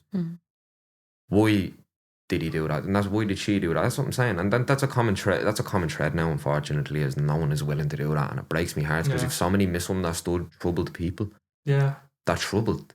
I'm not saying it justifies the behaviour. No, of course they did wrong. But look, you know, I've noticed that if you approach a person who's done wrong with kindness, most of the time they're willing to open themselves up to the fact that they've made a mistake and accept that and want to see growth. But if you're like, why did you do that, you fucking dickhead? Then no, there's a reason people are behaving like this. Well, it's just like, what's the outcome that we want? If someone's done something bad, growth. We'd want them to grow. We'd want them to not do bad stuff in the future. So what's the best way of approaching that? And it's not basically just saying, you're bad, you'll always be bad, and that's all you'll ever be. Now, be gone with you. It's like, all right. It's how you approach people, like I said to you, yeah? If you go up to, look, I'm from Crumlin, yeah, I know I keep saying that, young fellas around the road, grew up watching young fellas around the road who were hard as fuck, tough as nails. Yeah. You know what I mean? And then, you know, like, it's trust, like. You have to understand what these people have been through, like troubled people or whatever the case is, or whoever we're talking about in this circumstance, right? Like, if you get them, they have a wall for a reason. Their trust has been betrayed. They've been forced into circumstances where they had to survive. They have to do the wrong things in life to survive at that moment of time. They don't want to, but they have to. Or the noise is genuinely inevitable. Like, do you know what I mean? So if you get them to break they're defending themselves constantly. Of course. Well, if everyone had a million euro in the bank and a great, like, everyone had two loving parents and everyone had the best circumstances, there'd be no crime or anything. Like, it's all, so that's the extreme end. I don't know. Maybe not. I don't know about that, because if I'm being bluntly honest, that's where things get complicated. That's where they kind of have to somewhat disagree with you, because there are people that come from good backgrounds that have everything and still, you know what I mean? I'm not just saying, that's where it's a bit of an oxymoron and it gets complicated, because you could turn around and say, oh, well, like, that means then, hold on, what was I going to say? That means that, like, oh, well, if he has the family and he has everything and he's still doing it, that means that your man without the family has no excuse. It's like, no, you can't say that, though. There's a certain category of... just because the other lad, even though still has everything, he might have had maybe a bit of a better upbringing. So let's play it. That's the extreme, but let's say the people rioting now, in the Dublin riots, if every one of them was financially stable, let's just say, we don't have to say they're millionaires or anything, and they had a stable family, there'd be less likelihood of negative outcomes for their lives, I think. Well, like, yeah, you could say that, but 100%. It doesn't mean it's a guarantee. No, it's not. But people, like a lot of crime exists because of financial instability. Like a certain amount of crime. No, poverty creates crime. No, exactly. So it's not all crime, and I'm not saying that it's just like, oh, yeah, give everyone $1 million and that'll sort everything out. But what I'm saying is, like, the economic deprivation in, like, let's say inner city Dublin or inner city, name the place. There's like, it comes from a lack of like opportunity and financial opportunity and life opportunity, because you're just like, fuck everything, fuck the system, fuck the immigrants, fuck it all, because they're just suffering in a weird way. And if we could facilitate a system where people didn't have to worry about as much. Like, money's such a big one, I found growing up. Just like the worry about money. Like you know what I mean? Like, just even fucking lunch money. That's what I'm telling you. Let me tell you this, right? Every Christmas, my dad, this is what I'm telling you, I was the lucky one, right? Every Christmas, my dad managed, Dad, I want an Xbox for Christmas. Yeah, and now that I'm 27, right? This year. Now we get what he had to go through to get me that fucking Xbox. Yeah. Yeah? Like the overtime. I know. Yeah, I'm working till fucking from 8 till 9 just to do that for me. I didn't get that as a young fella, the concept of money and everything. And now that I'm at his age, and like, you know, you're 66 now. I'm not at his age, sorry. Now that I didn't mean to say, let me rephrase that. Now that I'm like at the point of my life where I'm working now, independent in a sense, like mostly independent, exactly. I don't know why you said at his age. Your soul is his age. I'm at the point he was at when he was getting me that Xbox for Christmas, is what I'm telling you. Yes. That's what I meant to say, sorry. There was a joke, like, No, I'm glad you're correct, because I'm looking at his age. I am 66 years old. I've seen things, but yeah, and I remember getting a bike that was like, it was a decent bike, but I remember my other friends had other bikes. And I was just like, why did I get this bike? But I should have been delighted with my bike. Yeah. You know what I mean? I was delighted with it, but part of me was like, they didn't have a suspension on it or whatever. But that's exactly the point I'm trying to prove to you. It's like the things where when we were growing up, like young fellas that have Air Max.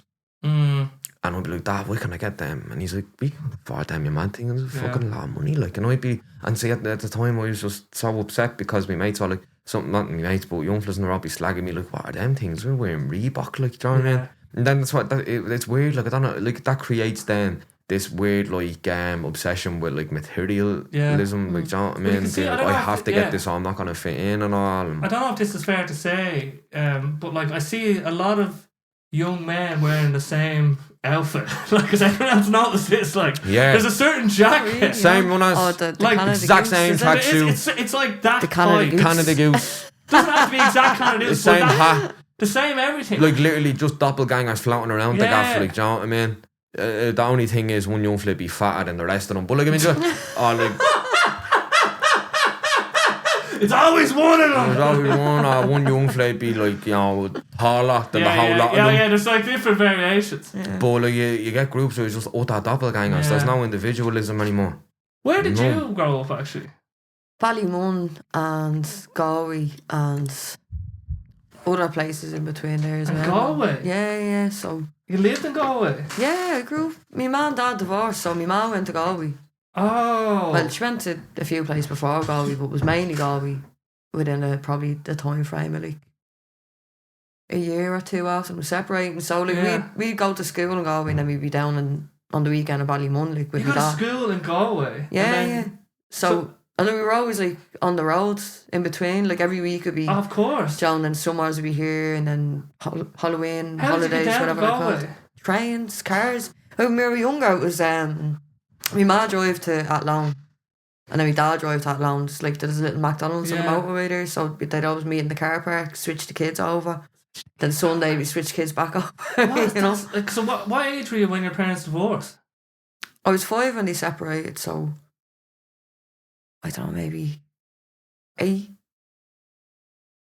or 9, I think. Yeah. So I was 8 when I went to Galway, so... What's that? I remember hearing a conversation about my parents. Like, my dad was talking to my mum about being divorced, and they never did it, but, like, it was... I remember hearing about it, and I remember feeling, oh my God, I can't believe they could break up or something. Like, what was it like for your parents to actually split up? I was 5, like... So it was like that's it was just normal. That's been the norm for me. Yeah, like, so it wasn't like a big change. Cause I remember it was when I was told about it was kind of like like as a kid, you're like, I'm never gonna see me dad ever again. Yeah. Oh, what the fuck is going on? He's gone to granddad's house. What's happening, Leach? Oh, fucking. But you're a kid, like you don't like you don't know your arse from your elbow when you're that age, like you know. But like it was a bit emotional when you're hearing about it. Like you're kind of wondering, it's like, well, why isn't Dad here? Why is me ma asking us to sit on the couch to talk to us? Like, you know, it's a big. But like, there's a huge part of my childhood that I don't remember. Like, there's loads, like that I don't remember. Do you know what I mean? Like, and it's like, I don't know what happened early, you know. But did your parents manage it okay? Do you think overall? Like, it's not obviously it's not an ideal situation, but you know, like they didn't get along. Yeah. For a while, like as you do, like you know. Because it must be like like if you had to. When you're a kid, you don't appreciate adults for being adults. You know what I mean? Like teachers, like remember your primary school teacher, secondary school teacher. They were just people like us. Yeah, you know of course. With their own problems and their own interests, and they just want to go home at the end of the day. Exactly, yeah. And they're sick of people messing on. But it must be interesting. Like, I can't imagine what it'd be like if you had to sit your kids down and tell them like this just isn't working between. I couldn't imagine. I don't have kids. Do you know? I couldn't imagine what that must be like. But like, I don't know. It was grand, like it was just it probably wasn't grand at the time, but like that's just been the norm, like, you know. And then like Ted's moving back and forth all the time, like that was the norm for me as well. Like I think that's why I always tend to travel, because I took that with me from my childhood. Yeah, do you know what I mean? You were always basically travelling. Yeah, all the time. Do you know what I mean? So that was me life. So your mom's, is she still in Galway? Yeah, she's still in Galway. Oh my god! And then your dad's in Ballymun. Still. That's such a funny contrast. Yeah, it's mad because like you'd be coming up. To be honest, like I'm really happy the way it was, like, because I don't know, I learned a different way of life living in Galway, you know, that way. And then like you come up to Dublin on the weekend, but there was always that like as you do when you're growing up, and then like your parents are divorced and stuff, and it's like, oh no, well I prefer going to Galway. They're like, fuck you, like, and I had a fight with you. And I was like, fuck you, man, like I preferred living in Dublin. Like you were always like confused and in two state of minds all the time. But like I think that like I love the concept of like duality in ourselves, do you know, like I work a lot with it when I'm writing. But I think like that whole like rebellion against one or the other became balance to one degree in my life, do you know what I mean? Like, so it was like, oh no, hence the name Vagabond and then Queen. It's two totally different things. Like, interesting. One's like a dirty tramp that was going travelling everywhere, but one's like the thing that you strive to be in yourself, like to give yourself some self-worth. Do you know? That's so funny. I never thought about that. I just thought it was a funny collection of words. Yeah, but a vagabond is like someone putting like do you remember the people who travel with the little stick on their back? On the back, yeah. I've heard a story of someone who did like they'd hop on the back of trains and everything. Freight trains, freight trains. I'd love to do that. Yeah, that's mad. There's just people that are doing that right now, just traveling around. And then there's the Queen, which is like, I guess, they're just up in their little palace and they don't have to worry about anything and they have everything sorted out. But where did the Queen, like in terms of the Galway or Ballymun, do you feel there was any difference in who you were, in where you were? As a teenager, yeah. Yeah, of course. You know, I was like definitely, because like when I was in Galway as a teenager, I hung around with loads of hippies, like. Yeah. Do you know, and then when I was in Dublin, like I hung around with like my Ballymun friends and then my friends in town, and like it was totally different. Like there's two cities, like we lived in the smack bang in the middle of nowhere in Galway, but we always went to the city. So the two cities are completely different places, like, do you know? And even like 15, 16, 17, 18 years ago, like Galway City was totally different to what it was now, and then like same as Dublin, like it's a totally different place, like. How did you make, like, was it hard to keep two friend groups, as in? Oh no, definitely not, do you know? Like, there's still people I'm still friends with that I grew up with, like, do you know, in both places. Your Galway friends, do you and know? your Ballymun mates. Like some of your hippie friends, and do you know, wow. So that must have given you such an interesting perspective on just life. Definitely, but like I made you an observer as well, because you're sitting, like, when I got older, when I was 12, I started taking trains. Me and my brother used to be on the train all the time, and then I was on the train by myself when my brother moved back, do you know. So like you're spending so many hours within a weekend looking out a window and then watching people come and go on and off the train while you're in there for the long haul, like, do you know that way? So it was just amazing, like, do you know, and like the two different perspectives of the two different places was just like mad to integrate Yes. into your own life and see like how, I don't know, even like sociologically. Yeah, I yeah, can't say that. sociologically, yeah. It's just fascinating, man. You know. Yeah, the So- different like Ballymun would breed a certain spirit of people. Galway would breed a certain spirit of people, and then because you're I think when we don't have like the big thing about I think travel is contrast. Like it's only when we have a certain way of living and a certain way of looking at the world, and when we can contrast with another. Like if we only have one perspective, then we're missing out on so much. But as soon as we have like a second way of doing something or looking at the world, it shows us like, okay, that singular way I had or that singular way people have to be, like there can be more to that. And all it takes is just that sort of just a contrast. I think contrast is like, it's so important. Like if I give you if I give you an option between two things, like having if you have to pick, let's say a band name or a baby name or something, right? If you have like an infinite number of names, right? Yeah, because we now spoke on a different podcast, I think. But we'd have like loads of names, and you'd be like, how do I pick one name from like? How do I pick from this massive list? But a good strategy, if you just have one name versus another name, that's only two names. And if you just have that, then it's much easier to decide, let's say. And I think two is it's such or you could put two of them together. Oh yeah. Do you know what I mean? What is like? There's all these double barrel names. I have a now. double barrel name. Do you? My real name, yeah. Double barrel. Yeah, Anne Louise. But That's like, my actual name, like, you know. so you took one from like? Do you have to pick the order?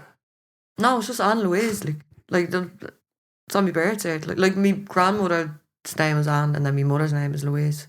So. But it's not like Anne what I mean Louise. by double barrel is like the dad and the man. Oh, the second names. having the two second names on the child. Have you heard this? Oh yeah. Jeez. What you mean? Bit mad. I'm not catching on. Like this let's so say, far. yeah. Let's say we had a child, fucking touch wood.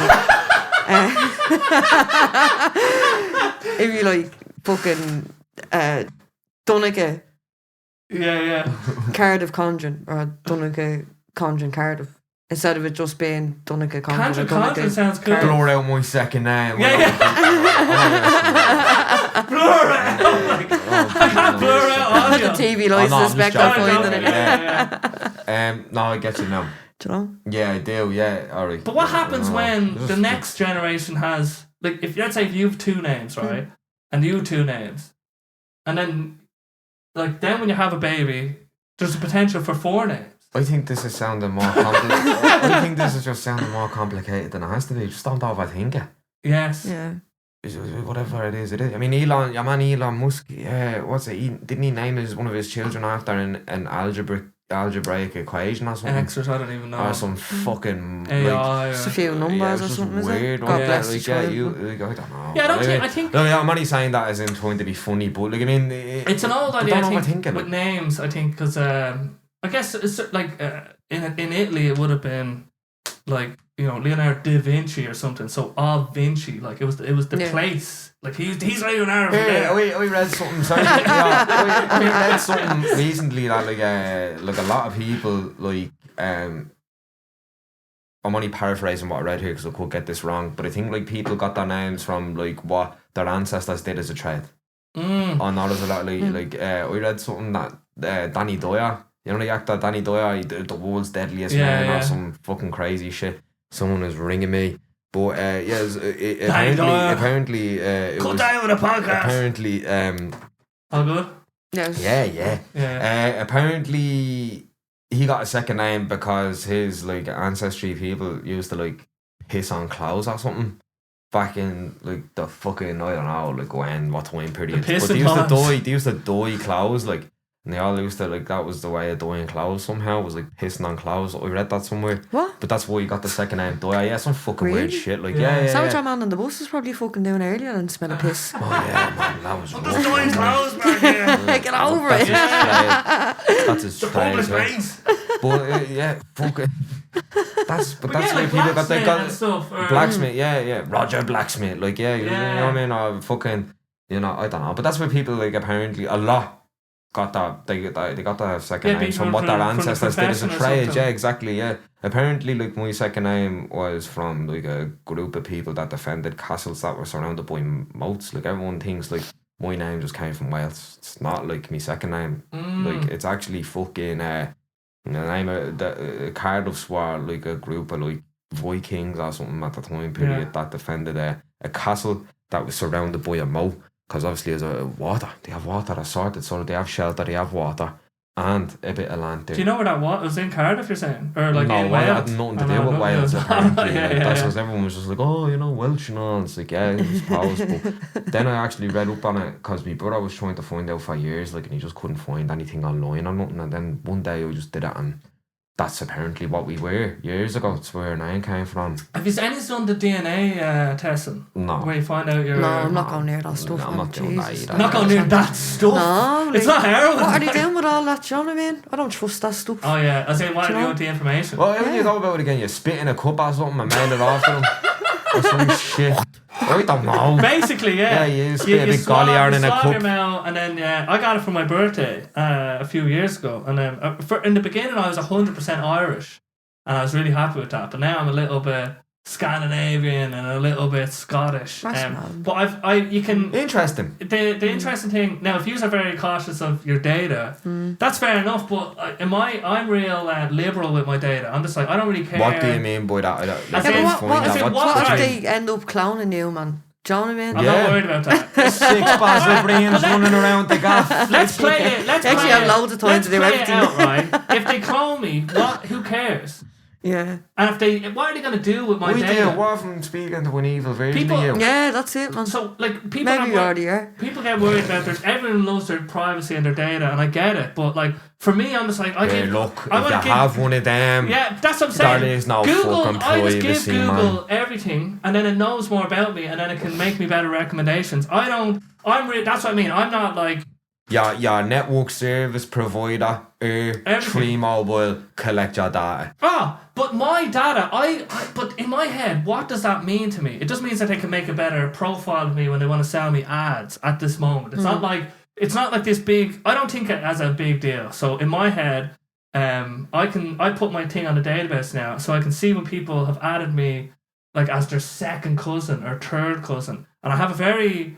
I don't know if I can talk about this on the podcast, but someone reached out to me, and there's a whole story that I'll tell you after this from getting my DNA done. I'm still waiting for like the last son of Basil Breen to reach out to me or something. You know what I mean? Because who knows? But there was a very interesting discovery in my family, but we'll save that for. I don't think. Well, when everyone's involved is dead. Stay tuned. It's not that bad. It's not a big deal. But I think it's and at some point, because they're drawing the line somewhere, because really we're all just from Africa or whatever, you know what I mean? Like, but they're saying they've just decided, oh yeah, based on these genes, we're just gonna say you're from here because these other collection of genes are from here.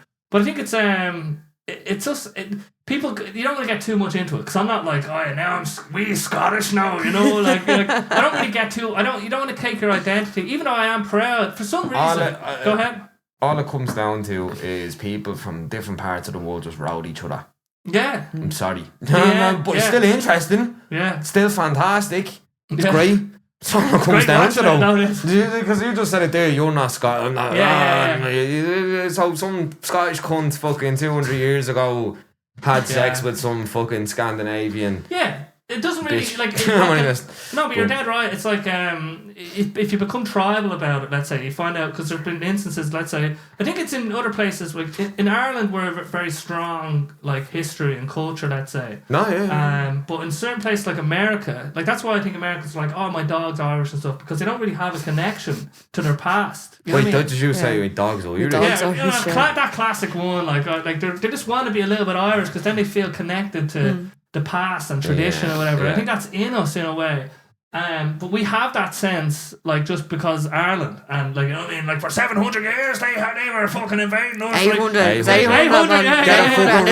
It depends on when the song was made, you know? Certain lyrics like were made. But anyway, the point is that when I am, for some reason, like I am proud to be Irish, and I don't know what that means. I'm like happy. I'm really grateful that I grew up in this culture and I have a view on the world that's like tied in humour and everything else. And there is something that I'm proud of for that. But I'm not like, we're better than you or whatever. Yeah, but there is a sense of like, or actually, if I was going to be from anywhere, I'm happy that it's Ireland. Like, but you just don't want to get too.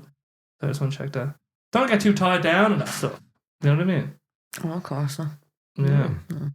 It is interesting though. I'm not downplaying. I'm just joking. But But does it really matter if you know your genetics or whatever? I don't. I just think it depends on what type of person you are. Yeah. Yeah. I think that's what it comes down to. Like if you like history and you like to know what part of the world like your heritage comes from, if you're into that stuff, then yeah, brilliant. You know, and if you don't give a bollocks, well, you know, fair enough. Like, do you know what I mean? It is interesting though. Like it is.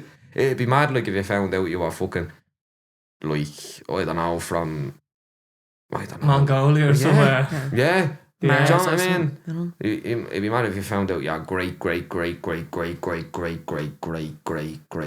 uncle was fucking Genghis Khan or something. Yes. You know, fucking whatever. But Apparently, a lot of people are just related to him.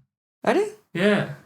Like, as in, maybe not us, but a certain percentage of the population. he had a giant gene pool. Didn't he? He went around just slaughtering villages and doing some mad shit. Like, you know what I mean? So there's like he just created a giant fucking like family tree. Oh, there was these all sorts of stuff was going on back in the day, right? But imagine there was these true warlords, right? And I beat me and you, right? We're two warlords, right? And I beat your army, yeah? So now you're coming to my house to have dinner and you just have to sit there and grovel. And during that dinner, right, this was the worst thing I've ever heard happen to anybody. So I feel weird. I'm going to say it now. I can't just cut not say it now. What's going on? So basically, right, imagine, and he had 2 kids, his 2 sons. So in front of him, I go, I'm going to kill your 2 sons, right? So I kill his 2 sons in front of him in a really terrible way. And then to top it off, I cut out his eyes. So then the last thing he remembers was me killing his 2 sons. Oh, that's terrible. Isn't that that's how like crazy we were back then. When you read up about stuff like that, like how like war, like, you know what I mean? Obviously, like, but yeah, back at those time periods, war was fucking, you know, war is obviously going to be fucking insane and heartbreaking and disgusting and fucked up, like, but yeah, that's what they were doing, like, it's mad, like, because that shit, like, and obviously, like, age appropriate and all, I get, like, but that shit isn't really in history books either, like. Yeah. Obviously, you don't, if you have a child, you don't want them at 12 finding out Genghis Khan scooped out a bloke's eyeballs. Do you know what I mean? With a fucking wooden spoon. How many eyeballs did Genghis Khan and the leading said approximately 10 and a half. You know what I mean? Failed. but like, I think what you're getting to is like... you just, like, that's what I'm saying, it's mad because when you actually... Look, listen, I'm no historian, so I'm not going to act as if... But, you know, you just... Like, you'd be... I do know you'd be surprised to there's a dark. We have to confront our darkness in a way. Like, even, like, you know, Nazi Germany and like all the atrocities we've done, putting these people into. Do you ever see the brass bull? That's the worst one, where they have a big brass bull during like the Inquisition and stuff of that nature. Like, they'd have all sorts of mental torture mechanisms, right? So they get this. Imagine a hollow bull that was made of brass, and they'd stick you in it. And then they just light a fire under it and they cook it in this thing. I think that's one of the worst ones I've heard. I've never heard of But we've done mental things. Like, and we have a darkness in us, and we have the capacity for it. And we think that we're above it, but like, so did like, people can look back at Germany and say, oh, I wouldn't have done that. But you might have just got caught up there. You know what I mean? Go with the crowd as like, well. There's a really good interesting psychological experiment they did, right? There's someone across in a glass room, right, and they're tied up to this shock thing, right, and I'm in control of it, so I have a knob here that when I turn it up, they get shocked a bit more, and there's someone in a white suit just telling them. What was that called again, man? I'm not really sure what it was called. Experiment, but basically the person was pretending, they were like, but they weren't really being shocked, and then the person doing it was like, is this okay? And then and he's he was just like, just keep going. So it's testing, and eventually, what is he going to do? Is he going to testing the person that's fucking doing it? Authority is massive. We give so much power to authority, so they were wearing a white suit, and they made them tall, like they were like 7 foot, so like, It was just trying to show what people will do under the duress of authority. And basically, the person who was getting shocked stopped talking. And then the doctor was like, we need to turn it up more. So they thought they were dead. Like, and there was like 60. A certain amount of percentage. That cunt was fucked up. Like, but power, because listen, another word for authority is power. And, you know, with great power comes great responsibility. And if power falls into the wrong hands, then, you know, everybody's fucked. But it's Irish people are very, like, even with COVID and everything, we couldn't stand the idea of someone not taking the vaccine. We can't stand for that. We're just like, you're a terrible person, because authority, we give so much credence or value to authority and like what RTE are basically saying. It's a bit dogmatic though, man, isn't it? Exactly. But we have to be aware when our brains are capable of that, and they make us look at the world in a warped view. So just knowing that we're very susceptible to, you know, even authority in like Nazi Germany, basically, like the soldiers, like, and their higher ups are saying, do this, do that. And they're just like, fuck, okay. Just because your higher up is and if I don't do it, it'll be killed. Yeah. That's why, yeah. So you had a lot of cunts that were like, fucking, here, did you ever see Band of Brothers? No, I've heard about this. The scene in that with an American fella is apparently that was all, well, I don't know, they say it was true, but I just question everything. I'm a bollocks for that, you know what I mean? I'm not saying like it. But apparently, like, there's a scene in Band of Brothers. It was a series years ago about World War II, like this squad in the Marines, like, and they're all marching down the middle of Germany, man. And there's you know, they have a lot of German soldiers held captive, and one of them was American. One of them was from like fucking. One of them was like in Massachusetts, but his two parents were German. It was like, you have to go and fight for the Reich and all this mad stuff. This is in the show, like, and then the lads, all the American soldiers are walking by, and one of them made a joke about them being German, because obviously he thought none of them could speak English, and your man turned around and was like, oh, well, I'm from Massachusetts, and he turned around and was like, what the fuck are you doing? Like, why are you wearing? He's like, because me folks are German. Do you know what I mean? Yeah. That's mad, isn't it? Isn't that fucking insane? Like, just because his folks are like, you have to go and fight for us now. You gotta give it over. Shut up. That's mad, isn't it? And he did it. And your man went over and did. Your man could have easily just fucked off somewhere. Yeah. Oh my he God. was in Massachusetts, like, but because of his parents were like, you know, no, we're German, you're going to fucking. Yeah. I don't know how true that is. It was like, but apparently that show was all. There must have been instances of all sorts of that stuff. It was all, apparently that was all like stories from like the. Yeah, from that time. Soldiers that were in that squad and all, but I just remember seeing that and being like, holy fuck, man. You know what I mean? And I wonder how like the American soldiers felt. It's weird actually with the Jews now, because it seems like anti-Semitic like sentiment is back. Like, you know what I mean? It's back with a vengeance, and there's like a tendency in history. I think when I was looking into this more and trying to understand it psychologically, like the first sin of the Jew was they killed Jesus, let's say. And so maybe like in the same way homosexuality, like that's probably tied up in some verse from the Bible. I think a lot of that stems from like a lot of stuff stems from the Bible, and it comes out in weird ways, because like Western culture is kind of built on top of that in a way, like the Ten Commandments and stuff, and like our morality and everything else, like whether we know it consciously or not, like it's kind of, that was like the starting point for a lot of that stuff. And then in history you can kind of see it wasn't just like in Nazi Germany, like there was other times like in like Spain and stuff where there's like, we need to get rid of all the Jews. It's like they're a scapegoat for, let's say, like again, the same way people blame like insert anything here for their life circumstance. It's just like, it's those Jews fucking collaborating in some tower. It's just like, it's so strange, because there's to say that there's a group of like an ethnicity, it's weird, because Jews like to be Jewish is like, it's also religious and it's an ethnicity, and it's kind of like a weird thing. But I just hate when I see sort of people tarring everything with the same brush, because you could say, all right, like the people, if there are people in control, it's people like psychopaths with money, and that's foremost and first. It's not their ethnicity, it's not whatever else, and then it just seems so weird that it keeps coming back. Divide and conquer, though, isn't it? And sure, the Bible was written. What was it? Rewritten. What was the king? King King James or King whatever. James's Bible, like, so it's like, King James Bible. is that not, I don't know, I know this sounds very conspiracy theory, but like, is that not a form of mind control though? A rewritten book? Like Sticky Rhino was telling us one night, there's like an Ethiopian Bible, was it? But that was like one of the oldest Bibles in the world or something. Yeah. So it's like we don't know what was actually written in the It's been Bible other than rewritten, John, apparently Shakespeare ripped bits of the King James, apparently whatever it's Shakespeare called, used you know? to write issues of the Bible and stuff like Issues, that. like a magazine. Yeah, because they were all spread around, obviously. Like, like, what I mean, you know. Yeah, no, I get you. No, I get you. Yeah, so we used to, apparently, like, I read somewhere that William fucking Shakespeare wrote, like, bits of the New Testament at the time, like, when he was fucking flaunting around, like, John. So I don't know, I just It think, must. like, It's the book.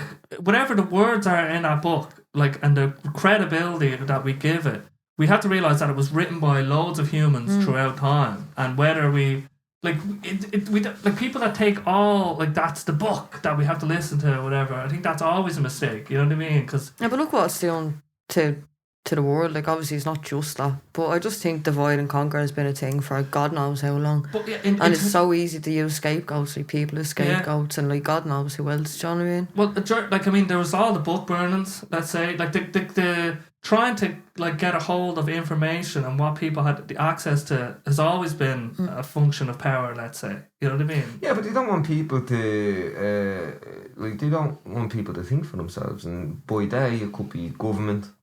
Back in Ireland, it was the church. Back then in Ireland, like, I mean, you know, fucking There's 40, church all over the 40, world, though, 40. as well, though, isn't It is. It's religion as well. Yeah. In general, all religion, really. Yeah, but like, I mean, listen, whatever your beliefs are, like, you know, that's okay. But it's just, I mean, remember we watched the Magdalene sister, remember that? The Magdalene, you ever watched the Magdalene sisters? That's a fucked up movie, man. Do you know what I mean? All because, like, I'm not saying this, like, listen, now we have these things in place that help women and young women who have kids, like, who help them kind of, you know, help them with motherhood, right? But back then, like, just utterly punished your child, taken off you, your parents, you were vilified in every facet of society. Everyone thought you were like... And called a fallen woman, like. Yeah, you know what I mean? And you were like, it was fucking madness. Like, that's what the church were doing to people at the time, you know what I mean? And, you know, kicking this shit out of kids in schools and all, man, you know what I mean? Like, whipping them and all. It's some fucked up shit, like, when you think about it. And, like, that's what I'm saying. It's like, it's mad because they were in charge and in control. There's, like, what we're saying about authority and power.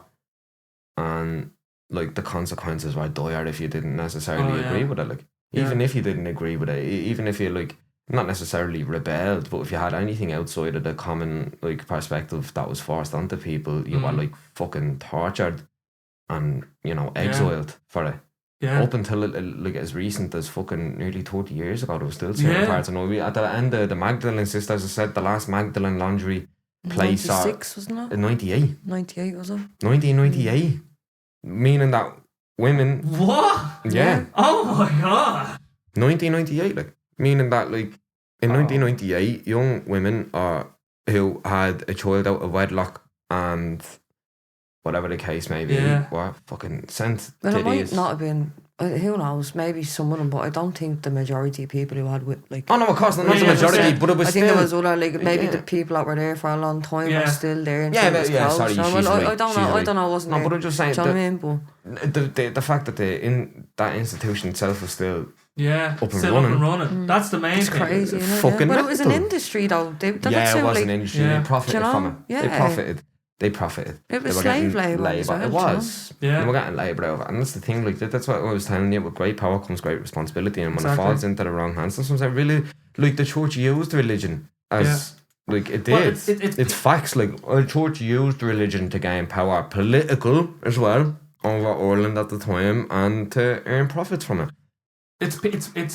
People used religion, and then religion used, like, that power of authority. So it's more like, let's say people are looking at the system, right, and they're like, okay, if I become a priest, that means I'll get power here, and then so we're all looking for ways of, like, to, you know, expand our power, and some people are more adapt and more on the lookout for that power, let's say, and because there were systems in place that kind of gave them power, and then once they got up there, they'd help those systems amalgamate even more power. They'd be like, oh yeah, we're gonna bring in this new rule where you have to, bring in any woman that's had a baby into this thing. That's just how that's what God would want. And they're pleading to authority. Exactly my point. You know what they're doing? They're playing on people's faith. Yeah. Because faith is an important That's thing. what I'm saying. But like psychopaths and sadists, like they don't you talked about dark people like that you've met maybe that would like not they'd be able to do things and they wouldn't even think about it. You know what I mean? Like if I was in a room right now, right, and I was tied up and a real psychopath was there, I could plead, I could cry, I could try my best. They would care. They'd be laughing at me. And that's so. Do you ever think about that? I've had dreams where I think that's one of my worst fears is not being able to sort of talk to someone and rationally plead my case to talk them out of doing something terrible to me. I don't know if I've had these weird dreams where my brother would be I'd be trying to convince my brother something and he'd be like no, and he just lost respect for me because I had done that something. in real life, man. It's horrible. Yeah, it's probably one of the worst things you can go through. Yeah, it's horrible, man. Horrible. Even worse when you're having a dream though as well. Yeah. When you wake up and you think it's true. Like. I did experience it in a relationship, but I think that's where it stems from. Like just like I uncovered like a part about life that I was unaware of, and now my brain is like, where? Stay away. But yeah. So anyway, what in terms of the artistry and music and everything else, like what if anything up and coming or anything you just want to give a shout out to at the moment? I'm working on my next project. The next one. This summer. Yeah, it's gone really well. Okay. I love the sound of it, man. I'm not gonna give a date. I don't know. Don't give a date. Yeah, no, I'm not. But it's gone well. Yeah. It's really good. Like it's sounding really good. I never ever thought I'd even say that about me on work, but it is. Like, do you know what I mean? What do you think? What is it? Anything in particular like that's changed or? Yeah, just like I'm working with Sticky Rhino. Yeah. And he's like kind of hands on with it, which is brilliant. Like as in the elements of being a recording artist, your vocal tone, how to just what else would we be kind of working on? Like backing vocals and the best way to do them and how to make them sound clear, clean, words and like pronunciation, everything exactly. Pronunciation is very clean. Like it sounds fantastic. Like the quality is already fucking skyrocketing compared to the last two. The last two we just rushed them, threw them out. I was thinking more about presence rather than just the creativity itself. This one I'm having a lot of fun with it. Like, you know what I mean? A lot. I'm enjoying creating it, and it's just been unreal. So Sticky Ryan, he's more like just executive producer, a voice in the room that's helping shape, and he has your best interests. Absolutely, big time. Like I've never like I don't know how to explain it, but just the quality of my work is at the fucking skyrocketing, and like I'm actually enjoying recording music once. I never used to enjoy recording music. And which is silly, but it didn't. I just didn't. It's a slog as well, though. It was just like Sticky Rhino understands me, like, do you know what I mean? And it's just the best thing about working with him is there's always room for growth. And just so helpful. Like I'm learning so many new things about recording music, like just even just rap music, like, do you know what I mean? And I just kind of got sick of like all the fucking.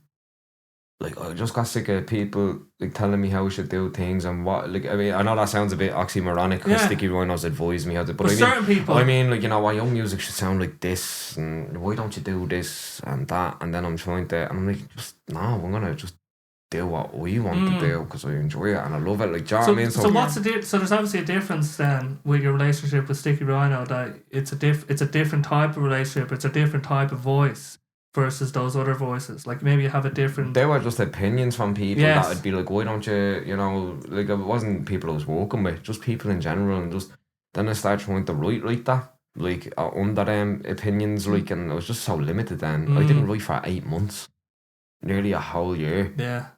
And then I like Sticky Rhino was like, right, let's get this going, and just out of the blue I just started writing again, and it just felt so good, and I was just writing whatever I wanted to write. I didn't give a fuck about what nobody thought about it, you know what I mean? I don't care how crazy it sounds how fucked up it sounds. That's me. Yes. That's who I am. Exactly. And I take pride in doing that. I'm sick of people being like, you need to make more gentle music. And, you'll get more views if you do you this. get more you get more views. clicks It's if like, you I'm not do doing this. it for them. I'm doing it because I love it. Like, Yeah. I'm doing it because it's so like, cliche as it sounds. It is therapy for me. Like, Yeah.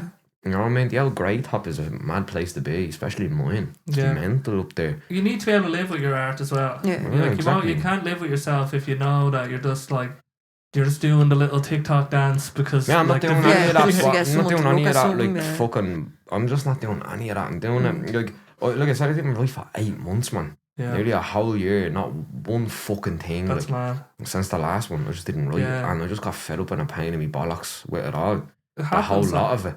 I got sick of it. I got like sick of people's opinions and what they expected of me. Like, do you know what I mean? And, So stick around. It's just like help. Like you're still being true to you, yeah. but he's just helping shape that truth. Just the let's quality say. of the project, like how it sounds, like is in regards to the audio and just how clean it He's sounds. not trying to say you need How to clean? yeah. I don't know. He doesn't like. He's just like, you know, like he's just there in the studio helping me, like in regards to right. So that take was good, but you were struggling with your breathing on that one. So let's do it again. Brilliant. And then towards the end of the verse, project your voice more and.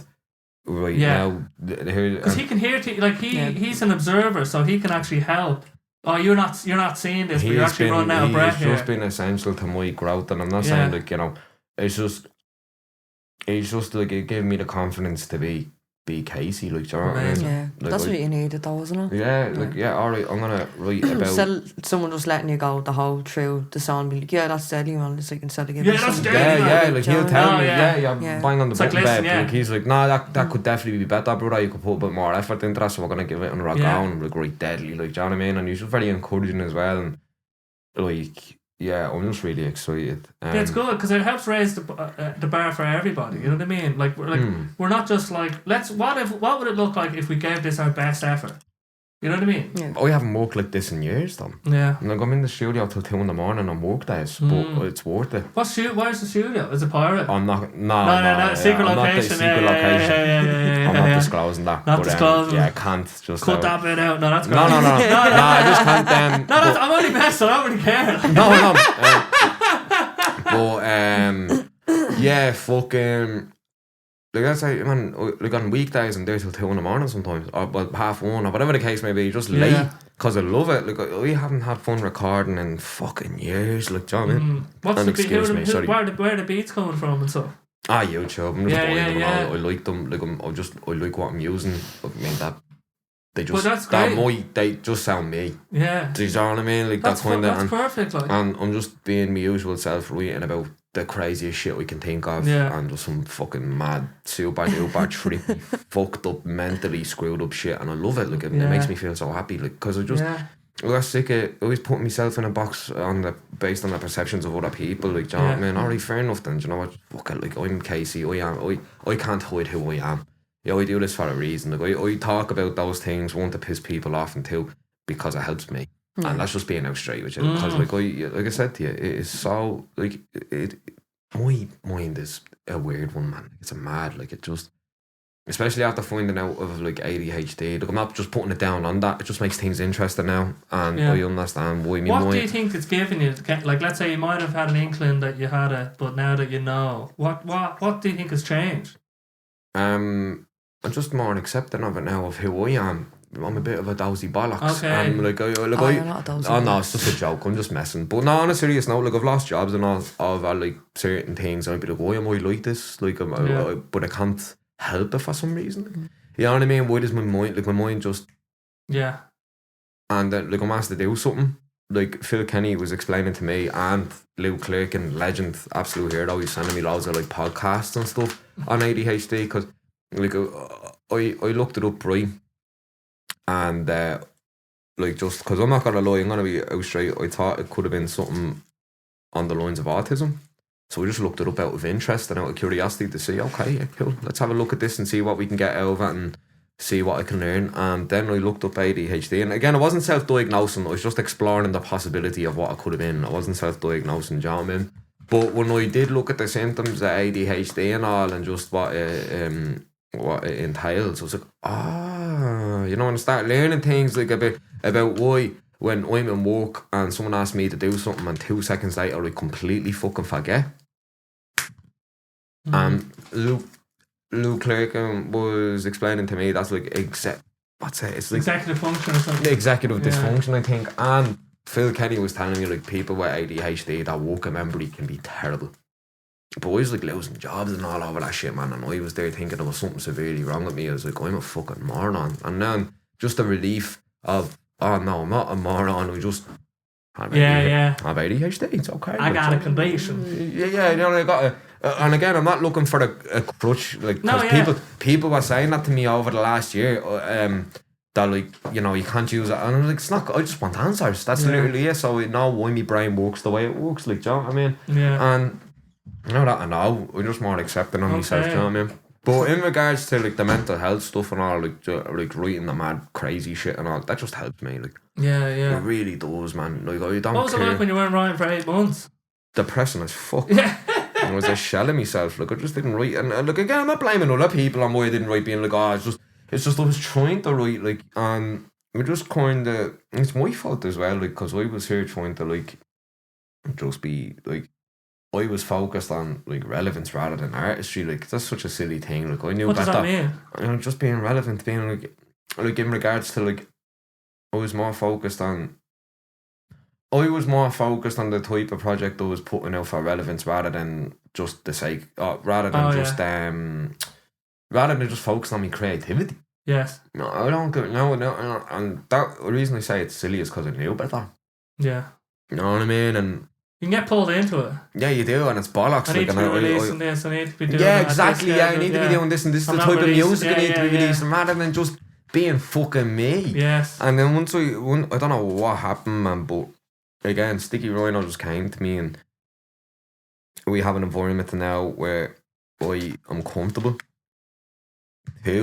Like, even if what I wrote isn't necessarily up to a certain standard, or it contains a topic that might be very sensitive to me or personal or whatever, even if it's just having a laugh, I'm now in an environment with him where I just feel confidence doing that.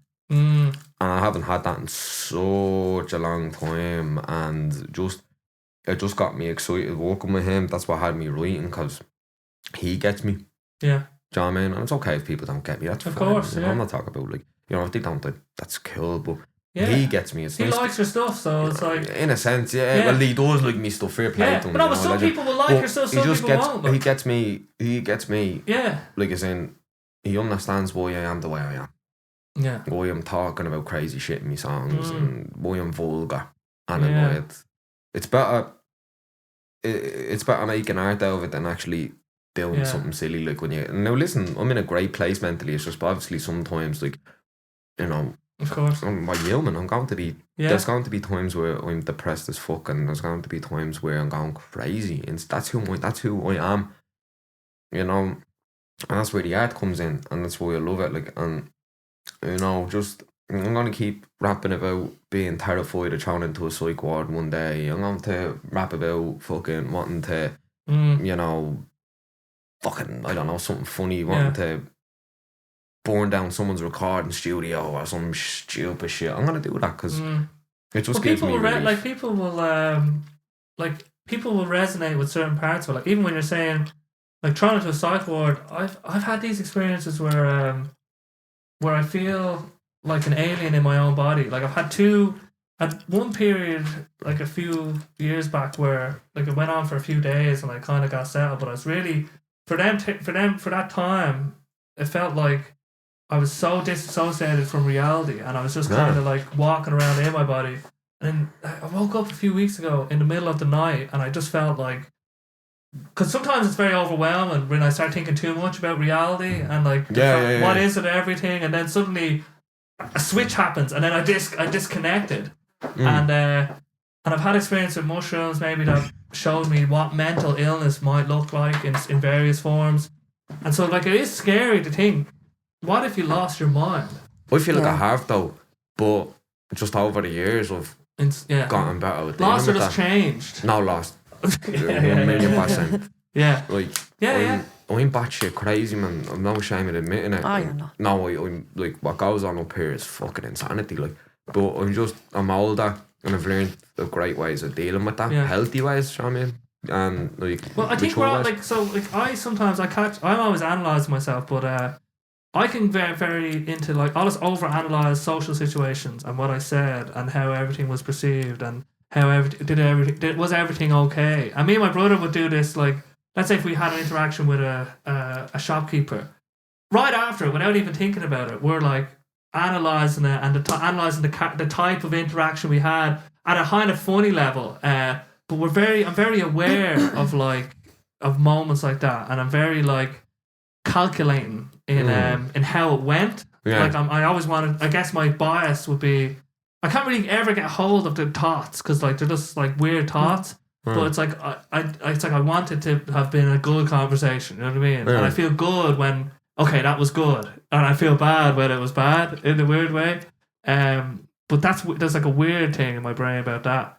But if we all just projected our brain onto the world all the time. Jesus Christ. So like, fuck, 'cause certain things might pop in your head that like you wouldn't ever say out loud, and certain insecurities about ourselves, and certain insecurities about our future and our lives, and the people around. Like, I mean, it is crazy in there. Like, like we have a part of us that is like I might be very open, but there's obviously a part that's like that I only know, and there's only a part that you, like we can express ourselves, but no one will, like there's always a part I think that that's there. You know what I mean? But it comes out in, I guess, our art. Yeah, 100%. Yeah, definitely. And then you've been what was that poem you did recently? The kind of observational one. Well, first you did a really good love poem. Would you call it like? Is that what you call it? Love song, love poem. I was down in me and Phil went down to Maynooth one day. It was like we thought it was like a performance thing, but it was like a sit around the table and kind of like talk about poetry. But I recited it anyway. I read it from the book, like, and your man said to me, it's kind of like a prayer. And I've never really seen it that way, but like after he said it, was like actually kind of is a bit like a prayer, because it's like it has a lot of holy references in it. Like I was saying Sticky Rhino a little while ago, I was like, there's all this religion in the world, and I think it started on good basis, but like it's been used to manipulate people for centuries, like, you know, that way. But like the one thing, like I see like love as not as a religion, but you could say that in a spiritual sense, like, you know, that way. It's like the one thing that can't be tainted is love, do you know? So there's a difference between organised religion and religious experience and religious values and religious, like, the religious realm. Like, you can separate the two, you know what I mean? So our highest ideals of love and the ineffable and God, all these transitory experiences, I'd classify that as religious, if that would make sense. Yeah, no, I get what you mean. But so you're reading the poem and then... Yeah, but you just referred to it as like it's kind of like a prayer or something, you know? Yeah. And which made sense as well, because like it was a little while before I finished that poem that me and Sticky Rhino were talking about that. Do you know what I mean? It's like I'm not saying all religion, like organised religion, is a cult, but to me, it kind of feels a bit cultish, do you know? Whereas like I don't think love, like the frequency of love could ever be turned into something that would feel like a cult, do you know? And like love is sacred, like so holy, like, do you know? 100%. Especially to myself, like, do you know? I know a lot of people feel that way as well. But like meeting Kaycii, like that kind of transcended the way I've ever felt or seen love, do you know, that way, or felt love. Like I always knew it existed in that kind of way, like, but like never, not just in a relationship sense, as in like how love can transform like the frequency of your own being, like, do you know.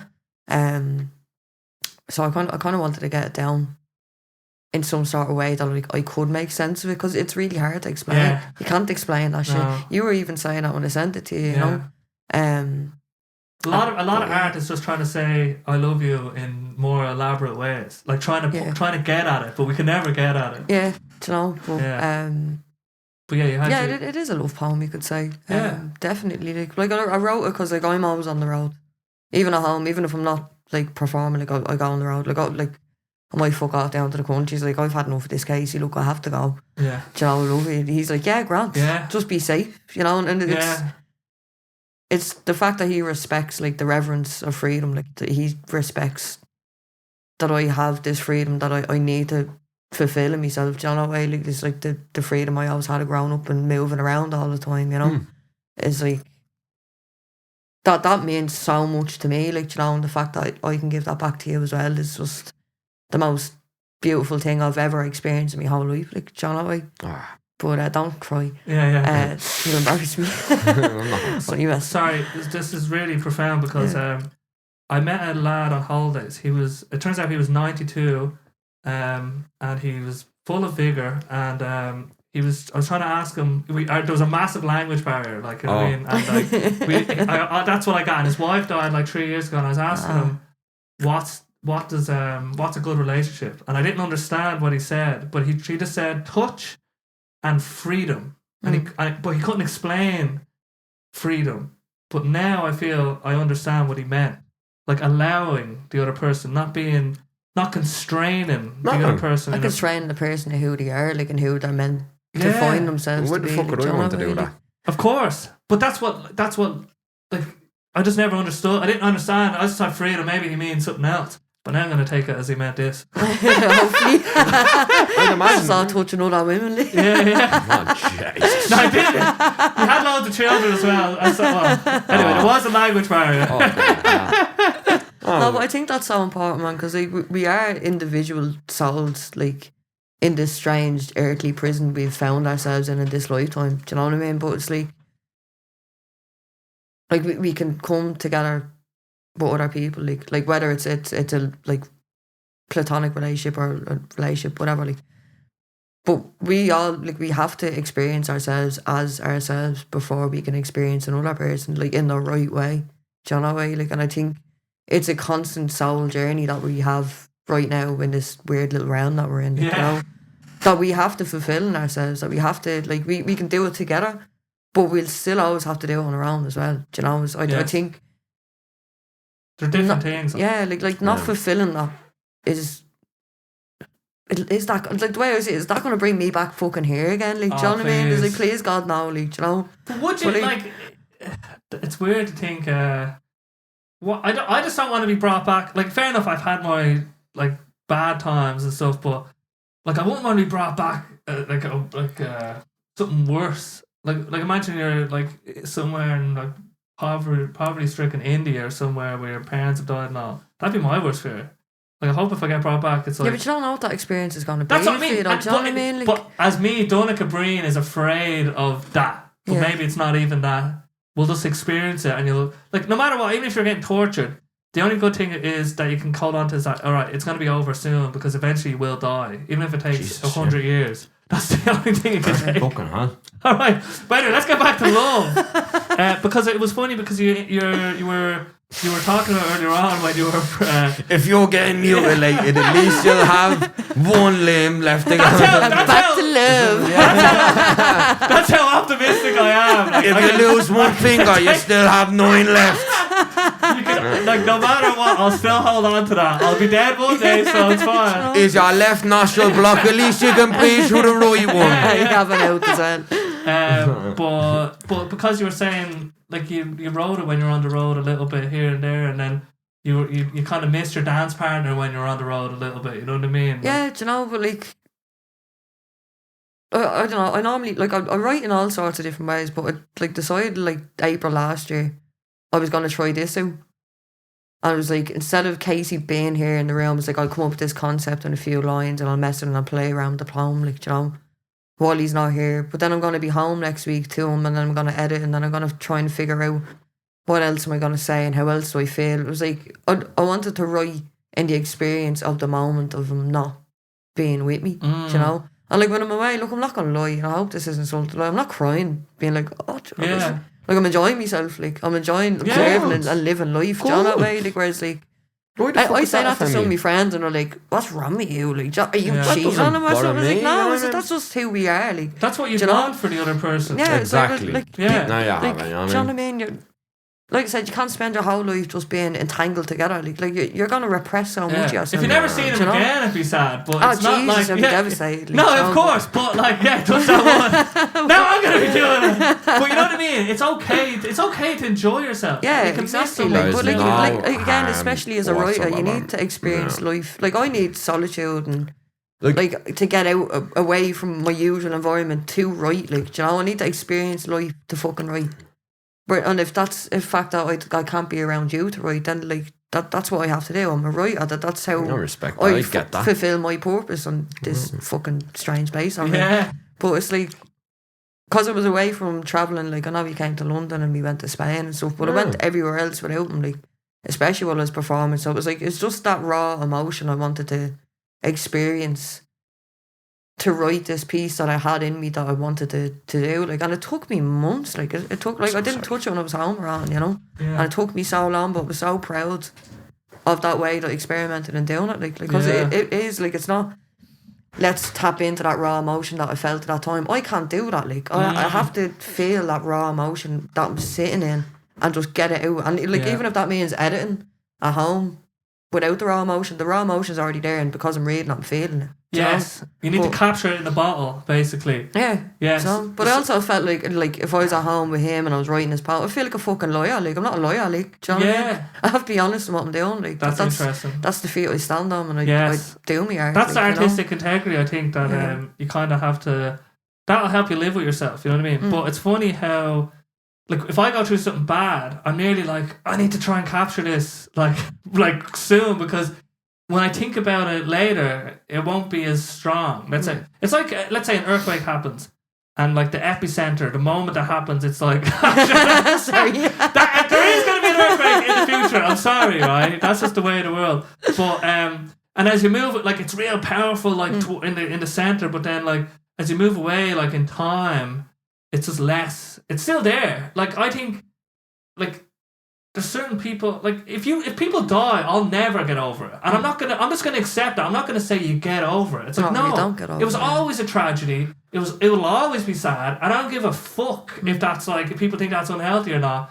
Like that's how I want to live my life. Yeah, you just learn to live with it. You learn to live with it. You know what I mean? But that's the difference. Yeah. You know what I mean? But the fact that everyone's gonna die is always a tragedy in my brain, and that's what I've realized in my head. Instead of just accepting death, which I accept. I don't accept it. I don't want to accept it. You know what I mean? I know it's a part of life, but I'm like, I don't have to pretend like it's okay. Yeah, you know what I mean? I'm not going to pretend like I think it's okay anymore. I don't think it's okay. No, it's horrible. Like it is, but it is beautiful. It is. Anyway, I don't want to get too into that. Yeah. But then and then when you, what was it like when when did you feel finished with that poem then? Like when did you say that's enough? Actually, speaking of that, I came back from the dead. Again, resurrected on the third day. I came back from a close friend of mine died in January, and he lived over in Canada, so he had to get brought back to Kilkenny. So I was down at his funeral. So I wrote on the way there, and then I wrote on the way back, and then just as soon as I came back to Dublin, got off like the train and was finished. Then, do you know what I mean? So then I started editing. John, well, he wasn't at home, like obviously, so. But like that, I think that's when I knew it was finished with it, like, John. So, because I had the bulk of it already done anyway. So it was just probably like the last like 2 stanzas I had to do, like, so. But you're happy with it though? Yeah, you know. But you happy with it?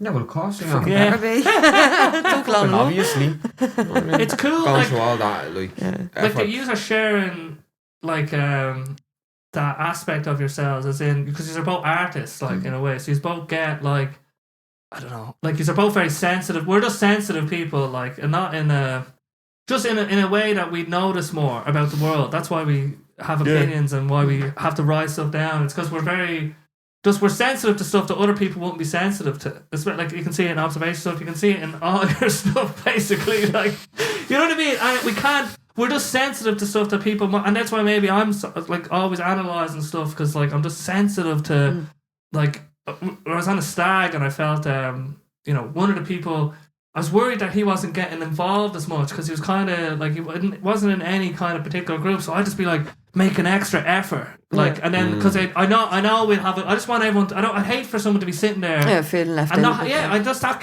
kill, and I can feel it. I swear I can just like. That, like, the energy of that, even though it might seem simple to other people, I'm just like, I know this is going on, I need to get in on this, but I think, and then it's just cool to, I guess, to have someone to be married, like, and like share that in a weird way, to get that view of the world. I because I don't know anyone that's married that are both kind of in the creative space as heavily, let's say, or as Sure, that's how we met. Yeah. Do you know? yeah. Yeah. Do you know? It's It's interesting. mad. But we might be like working together this year. Yeah. What? Yeah. So, do you remember we did the gig last Yeah, year? So yeah. we might, like, Kaycii might teach me how to rap. If it all goes to shit, we'll just burn it all to the ground. You do have to you experiment. I won't But, burn it to the ground. yeah, well, but I give will. it a go. Okay. I'll give it a go. What Give it a about go. singing Yeah. for you? Oh, I don't know. I don't think I don't think my voice suits what he does unless he gets Okay, like yeah. a grunge band behind him. Yeah. Do you know that way? Like, so Sorry.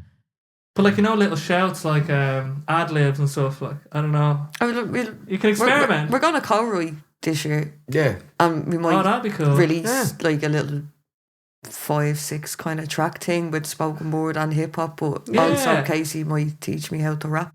Yeah. Which I'm really nervous about, but I think Why? really cool. But rap Because I poetry haven't rapped is since I was just 15, man. And that was terrible. but like, rap, like, so. there's just a particular I know, way of yeah, but speaking. just, do you know when you're doing something in a different form of the thing that you do, and you're like, oh, it's scared of Yeah. me, do you know what I mean? You're gonna make a fool of yourself. like this. You never know. Oh, yeah. Might end up being better than him, do you know what I Yeah. mean? Yeah, you might be. Yeah. Yeah. And then I can just retire. Retire, yeah. Then But you'll do it you in can your do way. spoken You can bring in the monies. Yeah. Yeah, bring home the But bread. you'll have a style. You can look after the kids.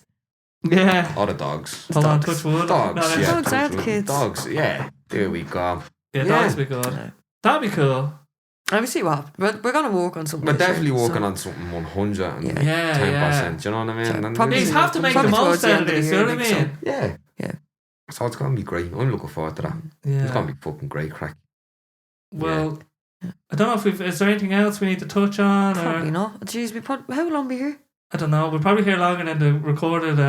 We've been chatting for The video stopped a long recording. time. an hour ago. Yeah. No, I'm saying like it feels like we've been here. Well, maybe I'd say we've done like at least 2.5. Yeah. Jesus, so bollocks. Yeah. What the fuck? Yeah. Oh, This is she's the starving. Isn't This is the Yeah, most tired Marvin. I've ever seen Kaycii. Usually he's like, I have to just say, and we'll leave it there. And he's still like, there's fucking problems out there, man. I'm telling you. Like, There is problems out there. What are you talking about? No, I appreciate it. I appreciate both of you, and I appreciate you coming Same. down. Yeah, we It's good appreciate to you see too, us. man, you know. And And thanks for coming to the wedding. yeah, know what I mean? the magical wedding. The big Basil Breen energy. How's Dan?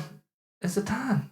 Who Daniel Freeman. Yeah, Dan. Yeah, he's good. He's living in England now. Yeah, I seen him. He was. I was walking by a barber, and I seen him. I was like, "Oh man, I want to come in and get my haircut." And then I texted him like 2 weeks later, and then he's like, "I'm in England now." And I was just like, "For fuck's sake!" But his hat game is so strong. Oh, it's it's so so cool, man. good, It's man. great, So like, good. you know. So good. He sent me ages ago a little site like called Vera Black for like fedoras and shit. No He's way. like, you should get one. It's like 200 quid and, like for one hat. Like, damn. There's a hat. Ah, I He do. is, he's There's a great lad. film. Have you ever seen There Will Be Blood? yeah, with fucking Daniel Day-Lewis. Daniel Day-Lewis, right? I think it's my Open. favourite film just because I don't know what it is about. There's these people characters sometimes. There's like raw male ambition and they're rootless, like, and I don't know what it is about that, but it pulls me in so much, and like, because it's just like part of me maybe that I've never expressed, and like, but he has a hat, and you can buy it for it's like 800 quid or something. Ah, Jesus. And I don't care. Before I die, I'm gonna buy that hat. Like I've decided, I'm gonna buy the hat because I think Yeah, it's gonna. it might be the only expensive like art, or it'll be art to me. It would be art to me, and I wouldn't maybe wear it. I just have it like somewhere. Just start selling ketamine. Yeah. Oh, we should have stopped this podcast a few minutes ago. No, don't Well, censor we haven't me. touched on No, traffic and drugs yet. Yeah. And then you'll be able to get it in a couple of days. You won't Yeah. have to fucking save them for months. No, Whenever no. you get whatever your joint venture is, it'd be great. We could chat about it Yeah, it's later. gonna be Yeah, fucking brilliant. see isn't what it? happens. So Yeah, we've loads of things separately in the ropes at the moment, but Yeah, then it's not time to talk about them. So, of course. you know, There's plenty of time. yeah. And that's enough time for the Basil Breen Boombox. See how I segue there? And we'll catch you in the next one. Da-da-da, da-da-da.